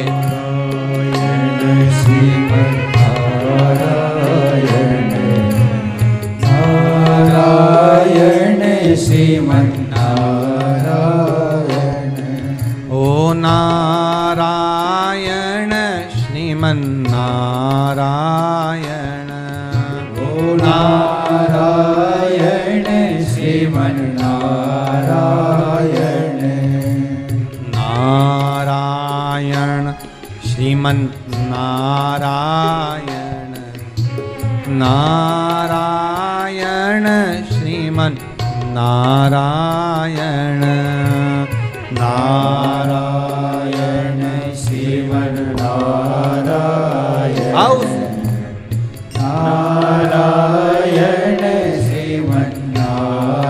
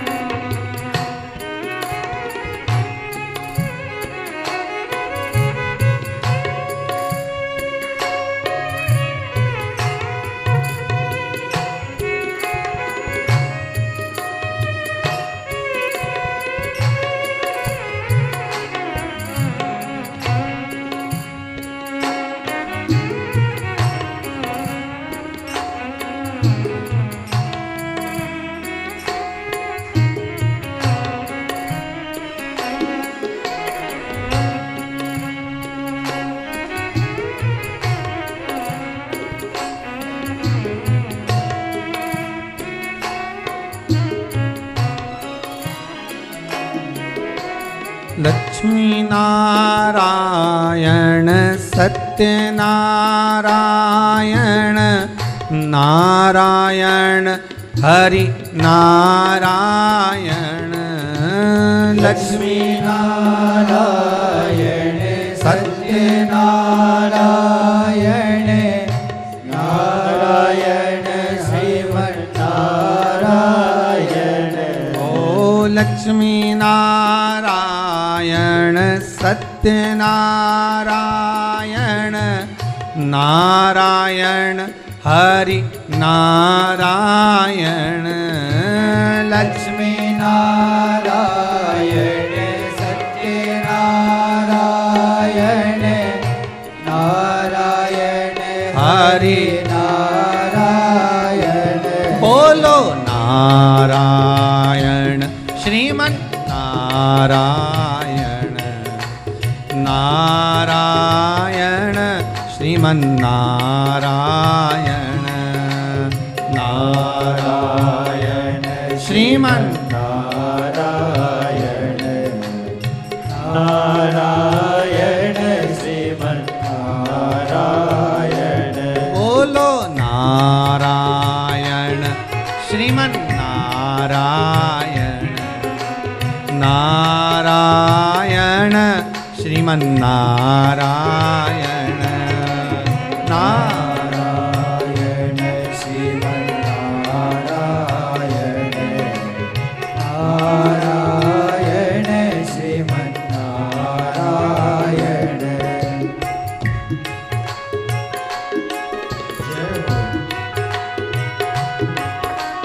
हर बोल हरि बोल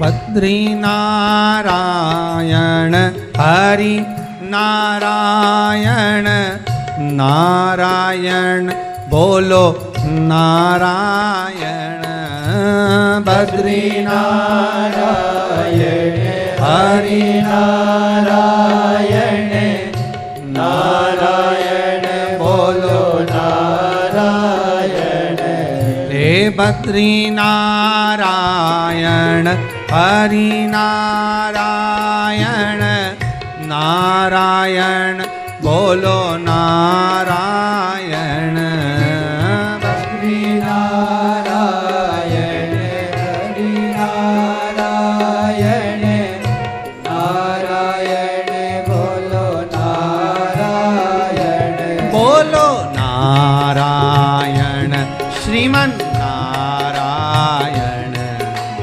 नारायण हरि नारायण नारायण श्रीमन नारायण नारायण हरि नारायण ओ नारायण हरि नारायण नारायण हरि नारायण देवर्षि नारद को याद किया चंद्रदेव ने कि मेरी काया क्षीण हो गई। नारद जी आए, आकर उपदेश दिया देवऋषि नारद ने, क्यों ना आप शिव की आराधना कर लो।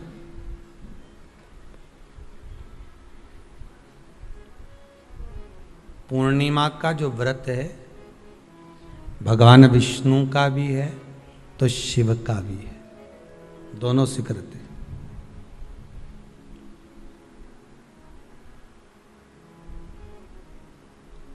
दोनों स्वीकृत है।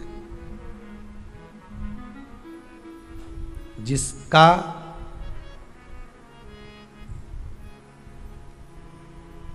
चंद्र आपकी पत्रिका में, आपकी राशि में, आपके स्वरूप में, हर व्यक्ति के संपूर्ण शरीर के अंदर 33 कोटि देवता विराजमान है। अलग अलग इंद्रियों पर अलग अलग देवताओं का निवास है।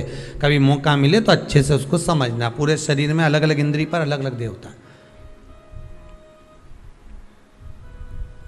जिस व्यक्ति को रात्रि में, जैसे ही रात हो या दिन हो, भोजन करने के 15 मिनट के बाद ही नींद की झपकी आ जाए, समझ लेना चंद्र कमजोर पड़ गया, चंद्र गड़बड़ हो गया। बहुत ध्यान सुनिएगा जरा। पूर्णिमा का व्रत किसके लिए, वो भी ध्यान से दीजिए। शायद आपने कभी सुना ना सुना, पर अच्छे से सुन लोगे ना, ये व्रत कथा बार बार नहीं मिलने वाली। फिर इसके बाद तो तुम भले वो फिर फेसबुक यूट्यूब पर बाद में निकाल के भले सुनते रहना, पर सुन लो पूर्णिमा के व्रत का महत्व पूरा।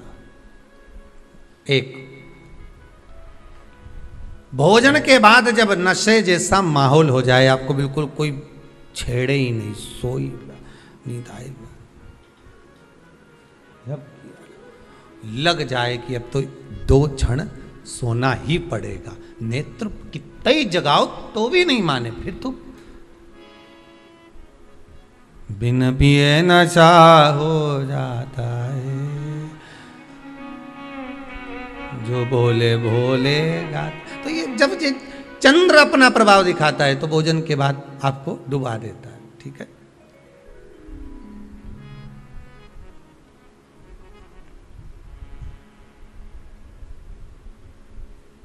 एक बहुत सरल भाषा में कहेंगे, आपको थोड़ा समझना पड़ेगा कि कहीं कहीं आपने सुना होगा कि 14 और पूर्णिमा पे कहीं गया होगा इसलिए ऐसा हो गया।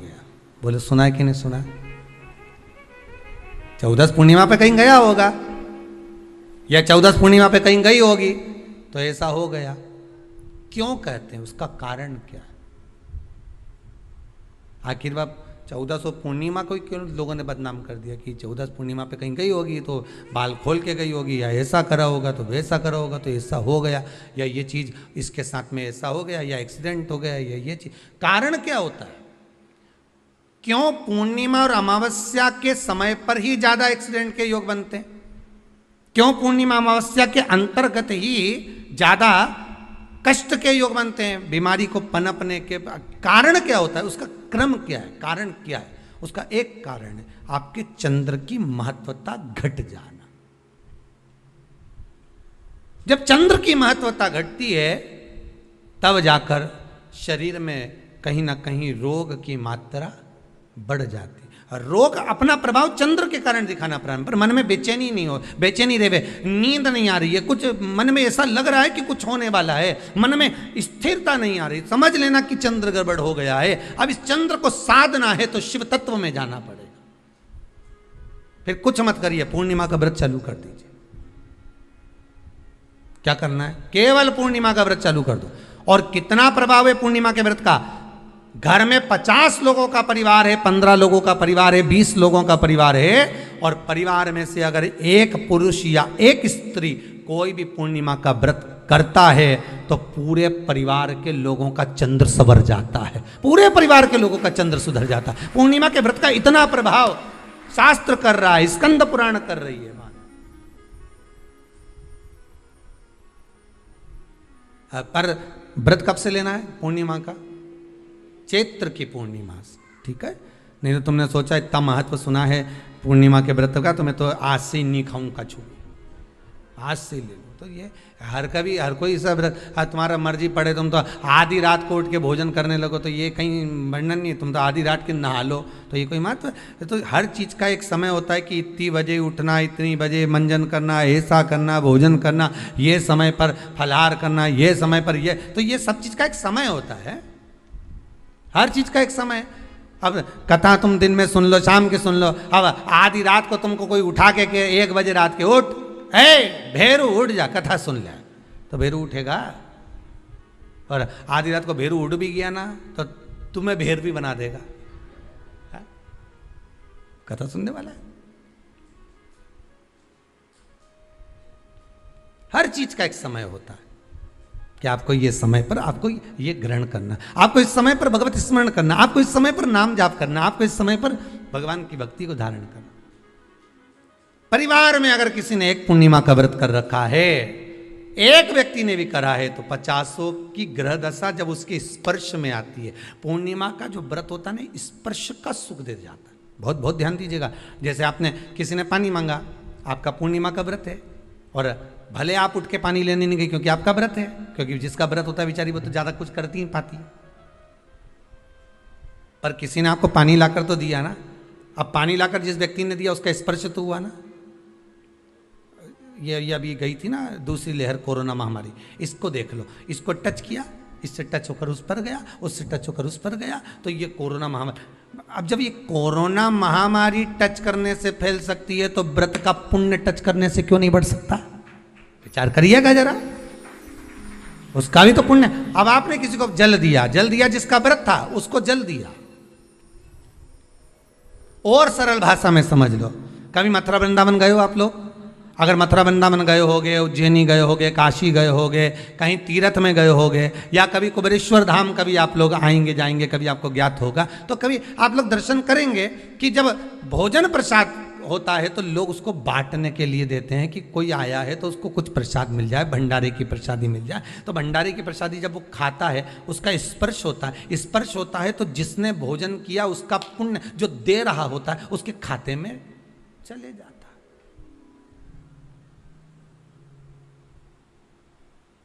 उसके खाते में गया वो।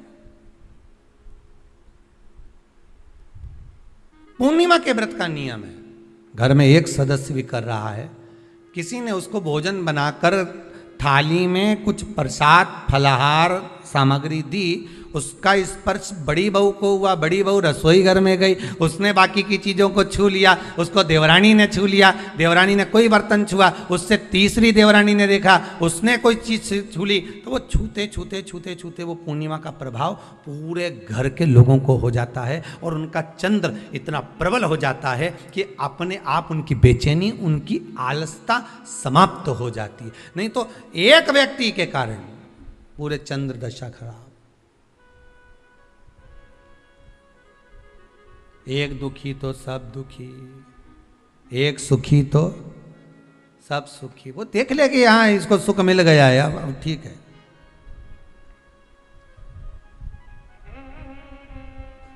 जब बेचैनी लगे, 14 और पूर्णिमा आए और आपको लगे बेचैनी बहुत ज्यादा है, मेरे को थोड़ा बेचैनी, ना जाने क्यों ऐसा होता है कि 14 पूर्णिमा आई और मेरे को बेचैनी, तो समझ लेना कि चंद्र गड़बड़ है। फिर क्या करना है, एक व्रत घर का कोई भी सदस्य पूर्णिमा का प्रारंभ कर दे। ज्यादा नहीं करो तो थोड़ी करो, पर करो व्रत।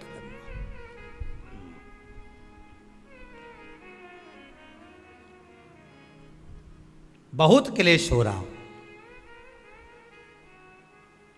बहुत क्लेश हो रहा हो, तो पूर्णिमा के दिन खीर का भोजन प्रत्येक महीने में एक बार ऐसा नियम बना लो, अपने दीवार पे लिख लो कि पूर्णिमा है और पूर्णिमा के दिन घर में खीर बनना ही है।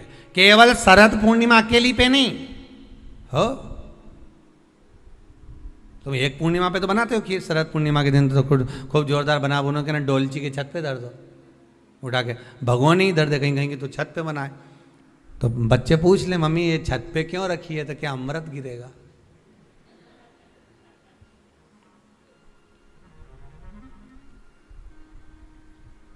अब बोलो जम के जरा, क्या गिरेगा, अमृत गिरेगा। अच्छा, अब शिव महापुराण की कथा स्कंद पुराण तो कहती है, पूर्णिमा के महत्व को जो दर्शाया जाता है कि शरद पूर्णिमा के दिन चंद्र में से अमृत तत्व गिरता है, गिरता है। पर कब गिरता है, अरे जम के तो बोलो, जब उस खीर का ढक्कन हटा हुआ, केवल खीर का नहीं अपना भी ढक्कन हटा हो, तभी तो अमृत गिरेगा।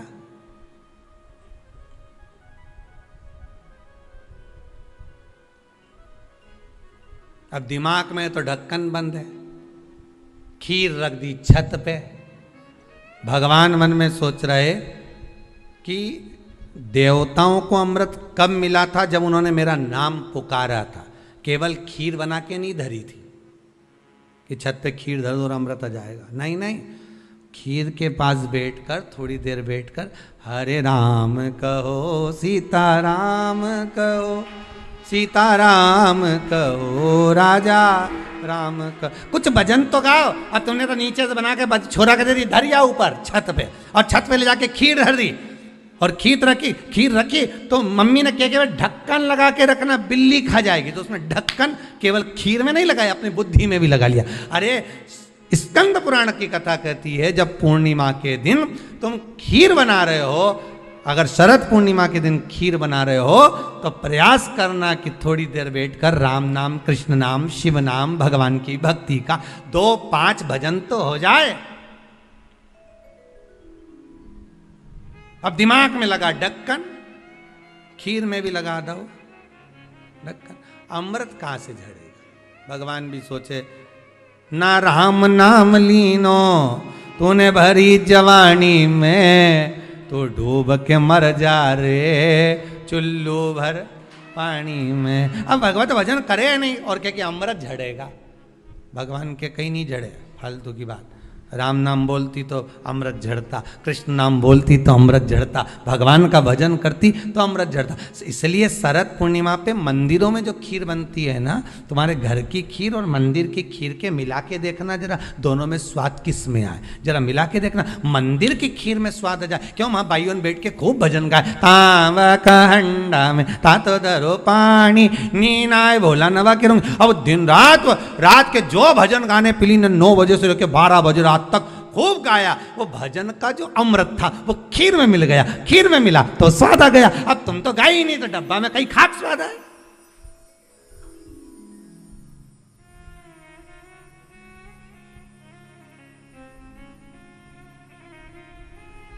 अब रात्रि को छोरा से क्या, जा खीर उठाना नीचे, जो खीर लेके आया ने खा के देखी तो ये खीर तो फटी गई,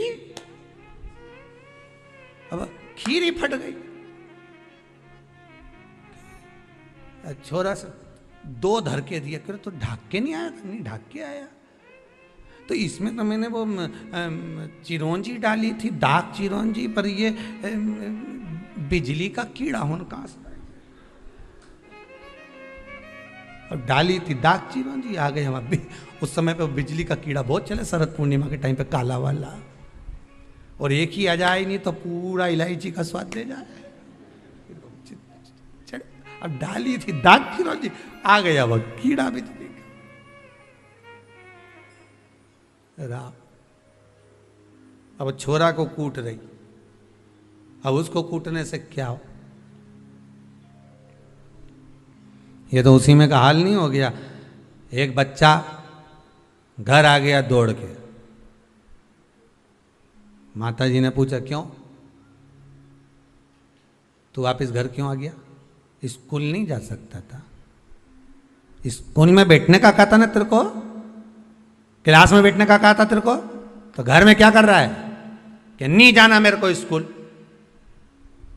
तो क्यों नहीं जाना? नहीं जाऊंगा, नहीं जाऊंगा। तो छोरा से कहा तो जाए क्यों नहीं? नहीं जाऊंगा, नहीं बोल दे, नहीं जाना, नहीं जाना बस। अरे तो हुआ क्या ये तो बता। कि मार साहब है नहीं, हमारा टीचर, हमारा गुरुजी माँ साहब, उनने बोर्ड पे लिखा महाभारत, और हमसे पूछे किसने लिखी, तो हमने कह दिया तुम नहीं लिखी। तो उन्होंने हमको खूब मारा, तो अब स्कूल नहीं जाऊंगा। जब मार साहब खुद लिख रिया है, इतना बच्चा के सामने लिखा, बोर्ड पे लिखा महाभारत, और हमसे पूछा किसने लिखी महाभारत, तो हमने कह दिया तुम नहीं लिखी।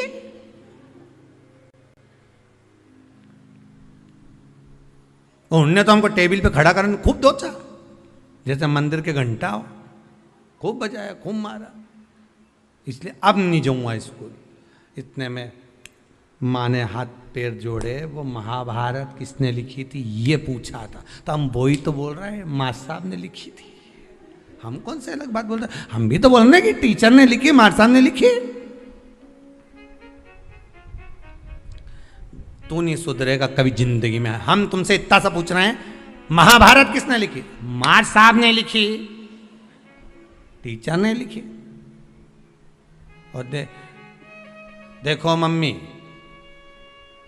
भाई सुन ले, आई तू भी सुन ले, अब बार बार महाभारत की मत पूछना मेरे से। एक बार बोल दी मैंने उनने लिखी, उनने लिखी, उनने लिखी, अब बार बार मत पूछना। पिताजी आ गए दुकान से, खेत से, क्यों रे छोरा आज तो स्कूल नहीं गया? गया था। तो फिर बस सन ने खूब मारे, तुम भग आया। क्यों भग के आया? ऐसा क्या कर दिया तूने? तो मार साहब खुद लिखे, बोर्ड पे लिख दी महाभारत, और मुझसे पूछ रहे महाभारत किसने लिखी। मैंने भी कह दी तुम नहीं लिखी। तो मार साहब ने खूब मारा, मैं अब नहीं जाऊंगा। तो पिताजी बोले रे मूर्ख, तुझे बता देना तो महाभारत किसने, तो वही तो बताया कि माँ साहब ने लिखी। पिताजी भी क्या बोलेगा? हम भी इसी भ्रम में महाराज, हम सोचे कि हम बस खीर में अमृत झड़ेगा। भगवान के जब झड़े जब राम बोले, अमृत जब झड़े जब कृष्ण बोले, अमृत जब झड़े जब भगवान का भजन होवे। केवल खीर बना के डब्बा को छत पे रखने से अमृत नहीं झड़ता। भगवान के भजन के साथ अमृत तत्व की जो प्राप्ति होती है तो वो आनंद ही दूसरा हो। किसी ने भजन में गाया है, आपने सुना होगा, अमृत है हरि नाम प्रभु का, अमृत है हरि नाम प्रभु का, इसे छोड़ विष पीना क्या, हरि नाम नहीं तो जीना क्या, प्रभु नाम नहीं तो जीना क्या। ये अमृत तत्व भगवान की भक्ति का होना चाहिए। ये अमृत तत्व परमात्मा की भाव का, निर्मलता के भाव का होना चाहिए। तो स्वाद। मेरा निवेदन है, अगर तुम्हारे घर में अशांति ज्यादा होती है, क्लेश बड़ा ज्यादा होता है, आप पूर्णिमा का व्रत करें ना करें, पर पूर्णिमा को खीर प्रसाद घर में अवश्य बना।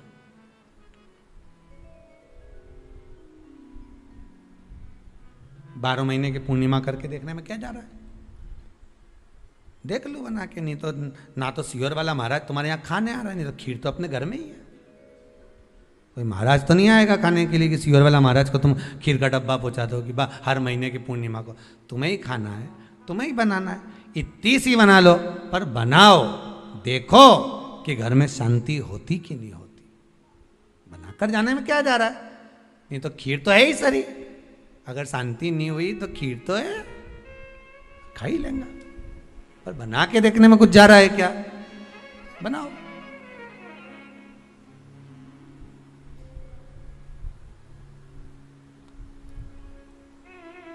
उसकी महत्वता को जानना है। ये जो हवन में, यज्ञ में खीर की जो आहुतियां छूटती हैं,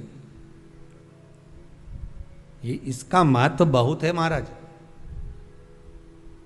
आप समझें ना समझें वो आपकी जगह पर आपके यहां जब विद्वान ब्राह्मण, कोई विद्वान ब्राह्मण आपके यहां जब यज्ञ कराने आए, हवन कराने आए, वास्तु पूजन कराने आए, जब माता रानी का हवन किसी भी रूप का यज्ञ कराने के लिए आए और वो खीर की आहुतियां जब छुड़वाए, तो आप पूछना कि खीर की आहुति का फल कितना, प्रताप फल कितना। पूरे यज्ञ में वो खीर की आहुतियां लक्ष्मी के लिए जो दी जाती है, वो लक्ष्मी की वृद्धि कर देती।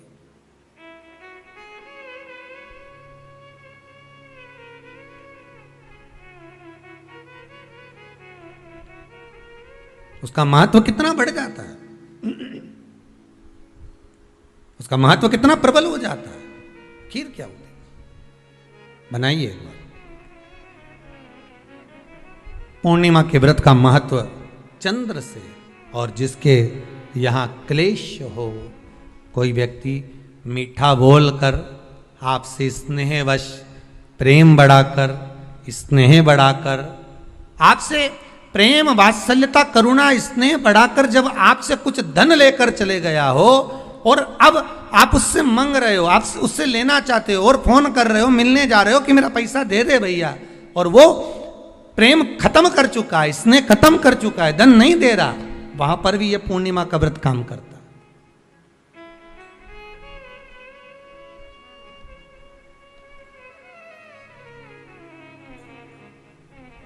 वहां पर भी पूर्णिमा का व्रत काम करता है।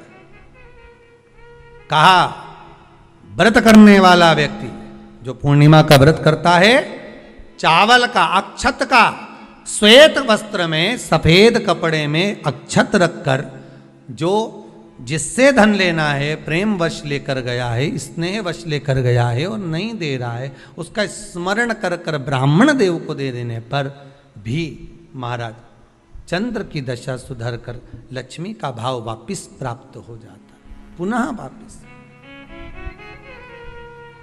चंद्र से शिव भी जुड़े हैं, चंद्र से नारायण भी जुड़े हुए हैं। महाराज देवऋषि नारद का आगमन हुआ, नारद जी ने पूछा क्या बात है चंद्र, तुमने मुझे याद क्यों किया, कारण क्या है वो तो बताओ। चंद्र का कहना, मेरी काया का रोग हो गया, मेरी काया गिर रही है नीचे, टपक टपक कर गिर रही है, मेरी काया का रोग है, मुझे क्या करा जाए। तो कहा एक काम करो, देवऋषि नारद बोले शंकर का स्मरण करो।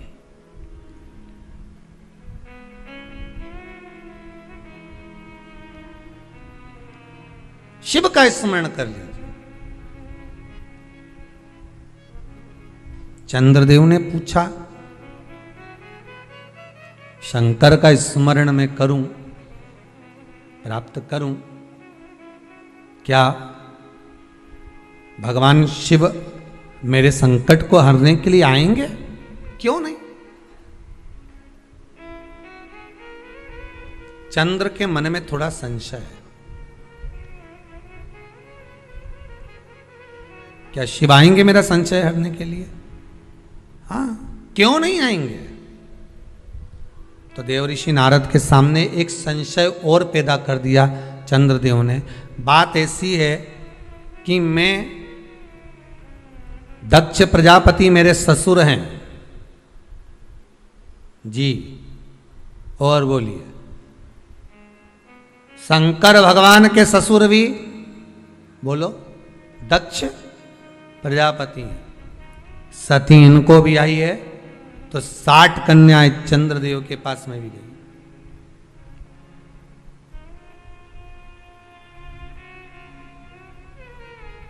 उसमें रोहिणी से अधिक प्रेम है उनको, अधिक। ये मेरे साधु भाई हैं, ये मेरे रिश्तेदार हैं।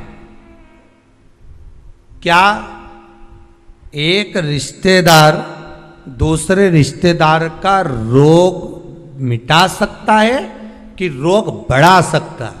चंद्र के मन का संशय देखिए। फिर वही वाली बात आ गई, व्यक्ति शरीर से गलती नहीं करता, मन से बहुत गलतियां कर जाता है।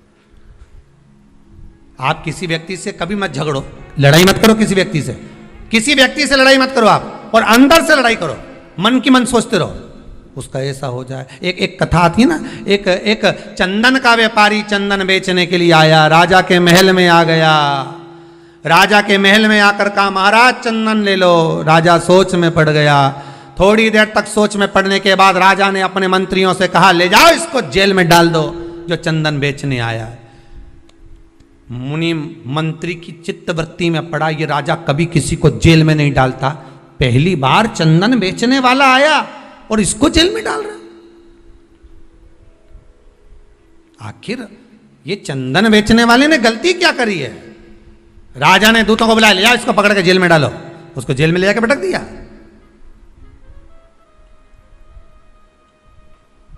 डाल दो इसको जेल के अंदर, डाल दो।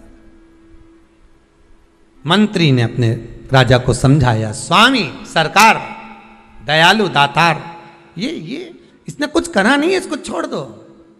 मंत्री का कहना माना, उसको छोड़ दिया। नगर से बाहर रहेगा, ये बाहर निकालो इसको, बाहर निकाल दो।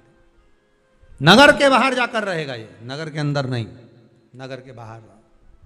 मुनिम की बात, मंत्री की मन में बात अड़ गई कि आखिर राजा का इसने बिगाड़ा क्या था जो राजा ने इसको बाहर निकाल दिया, इसको जेल में डाल दिया। आखिर हुआ क्या था ऐसा?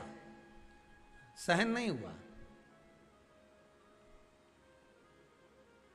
पहुंच गया मंत्री चंदन के व्यापारी के पास में। चंदन के व्यापारी से कहा सुनो सुनो जरा, राजा रोज जो भोजन करते हैं ना, उनका भोजन चंदन की लकड़ी में बनना चाहिए।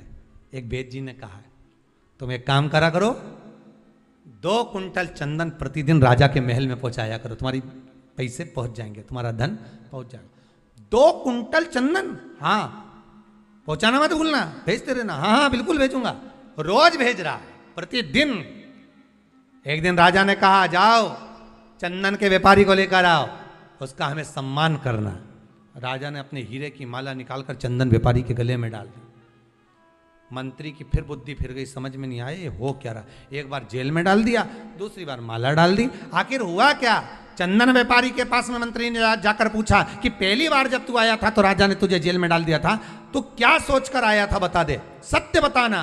तो उसने कहा बात ऐसी है, जब मैंने राजा को देखा, देखकर मन में सोचा कि मेरे पास में इतना सारा चंदन रखा है, बिक नहीं रहा, अगर ये राजा मर जाए या इसमें आग लगेगी, मरने के बाद इसकी अर्थी जलेगी, चिता जलेगी, तो मेरा पूरा चंदन बिक जाएगा। गलत सोचा था तो वो बोला नहीं गया, पर मन से सोच लिया था, इसलिए मन वाले को मिल भी गया। आप मत लड़ो किसी से, हृदय से सोच लो कि तुम्हें इससे बहुत जलन है, ऐसा है वैसा है, मन में सोच लो उस व्यक्ति की, और तुम्हारे बीच में अपने आप बैर उत्पन्न हो जाएगा, अपने आप लड़ाई उत्पन्न हो जाएगी। भले तुमने उसका कुछ नहीं बिगाड़ा, उसने तुम्हारा कुछ नहीं बिगाड़ा, पर अंदर से जो तुमने सोच लिया तो बैर उत्पन्न हो गया, विवाद उत्पन्न हो गया, लड़ाई हो गई। फिर मंत्री ने पूछा अब क्या बात है? राजा ने तुझे माला पहनाई, आखिर तूने क्या सोचा था? अब मैंने भगवान से प्रार्थना करी थी, अच्छा राजा है, चंदन में रोज भोजन करता है, चंदन की लकड़ी जलाकर और भोजन बनवाता है, भगवान इसको खूब उम्र देना, मेरी भी उम्र दे देना। जब अच्छा सोचा तो हीरे की माला मिल गई। अच्छा सोचोगे अच्छा मिलेगा, बुरा सोचोगे बुरा मिलेगा।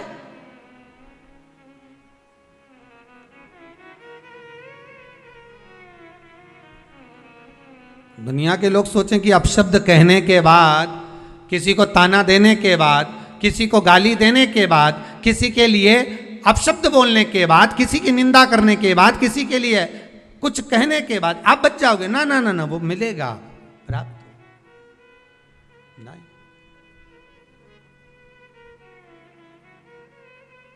अच्छा सोचिए, इंद्र चंद्रदेव के मन में ये भाव उत्पन्न हो गया, कि शंकर जी तो मेरे साधु भाई हैं, दक्ष प्रजापति के ये भी जमाई है तो मैं भी जमाई हूं। क्या एक दूसरे का रिश्तेदार क्या हमारा हित कर सकता है? शिव महापुराण की कथा कहती है यही हमारे भीतर का भेद है। अच्छा सोचोगे तो रिश्तेदार क्या, पड़ोस में रहने वाला भी तुम्हारा हित कर जाएगा, नहीं तो घर में रहने वाला भी तुमको चोट कर कर चला जाएगा। दिल से अगर निभाओगे, दिखावे से नहीं, शरीर से नहीं, केवल मन से निभाने का प्रयास करिए। आप प्रेम देने का प्रयास तो करो, प्रेम मिलना प्रारंभ हो जाएगा साहब। आप करुणा देने का प्रयास तो करो, करुणा मिलना प्रारंभ हो जाएगा जी। आप देख क्या रहे हो? देव ऋषि नारद उसी समय पर प्रकट हो गए। देव ऋषि नारद ने कहा, अरे चंद्र, मन को सुधार, मन को, शिव तेरे दरवाजे पर आएगा। ये विश्वास रख, अगर मन तूने शंकर के चरणों में लगाया है तो शंकर भी कैलाश छोड़कर तेरे पास सोमनाथ में आया है। स्वयं शिव सोमेश्वर बनकर प्रकट हो गए। चंद्र की काया का रोग मिट गया, चंद्र की काया का रोग समाप्त हो गया। चंद्र ने विचार कर लिया कि जो भगवत भक्ति में मन से जुड़ेगा मैं उसके मनोरथ पूर्ण करूंगा। मन चित्त वृत्ति, उपवास करो, उपास करो तो मना नहीं है, पर उपास शरीर से नहीं होना चाहिए, उपास मन से होना चाहिए। आप उपास नहीं भी करेंगे ना और मन लगा लिया ना, आज धर्म पत्नी का आज हरतालिका तीज का व्रत है, आज पत्नी का चतुर्थी का व्रत है, आज पत्नी का छठ का व्रत है, और आपने मन लगा लिया कि आज छठ का व्रत है, आज भूखी रहेगी। भले आप भोजन कर रहे हो पर मन में सोच लिया ना, उसको भूखा देखकर भी आपके मन में भाव उत्पन्न हो गया कि भूखी है, ये भोजन नहीं कर रही है, इसके मन के लिए। तो आपका मन अगर उसके प्रति भाव उत्पन्न हो रहा है, आपका भाव उसकी ओर जा रहा है, तो उसके व्रत का पुण्य आपके खाते में जा रहा है, पुण्य जा रहा है आपके खाते।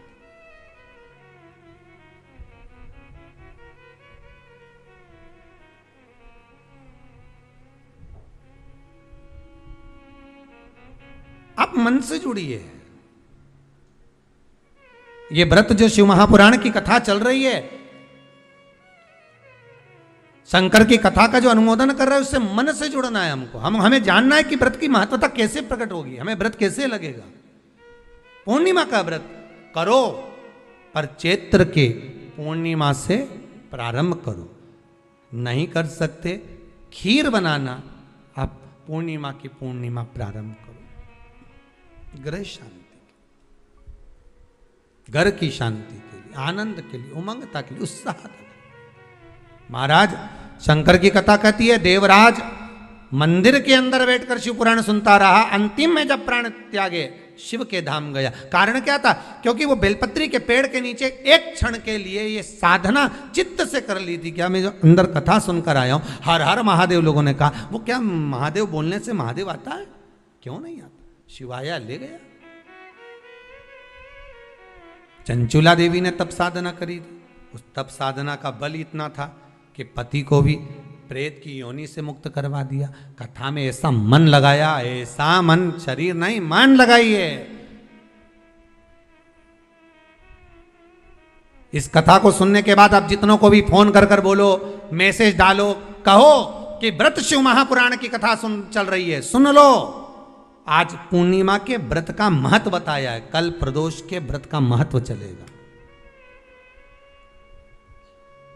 कि प्रदोष का व्रत कैसे करना चाहिए, क्या खाना चाहिए, कब से शुरू करना चाहिए, प्रदोष के व्रत में नमक क्यों नहीं खाया जाता, कारण क्या है, प्रदोष समय कौन सा होता है, प्रदोष समय में कैसी आराधना करना चाहिए, प्रदोष का उद्यापन कैसे करना चाहिए, कल के वर्णन में श्रवण करें, कल के व्याख्यान में श्रवण करें, पर चित्त मन को लगाते हुए।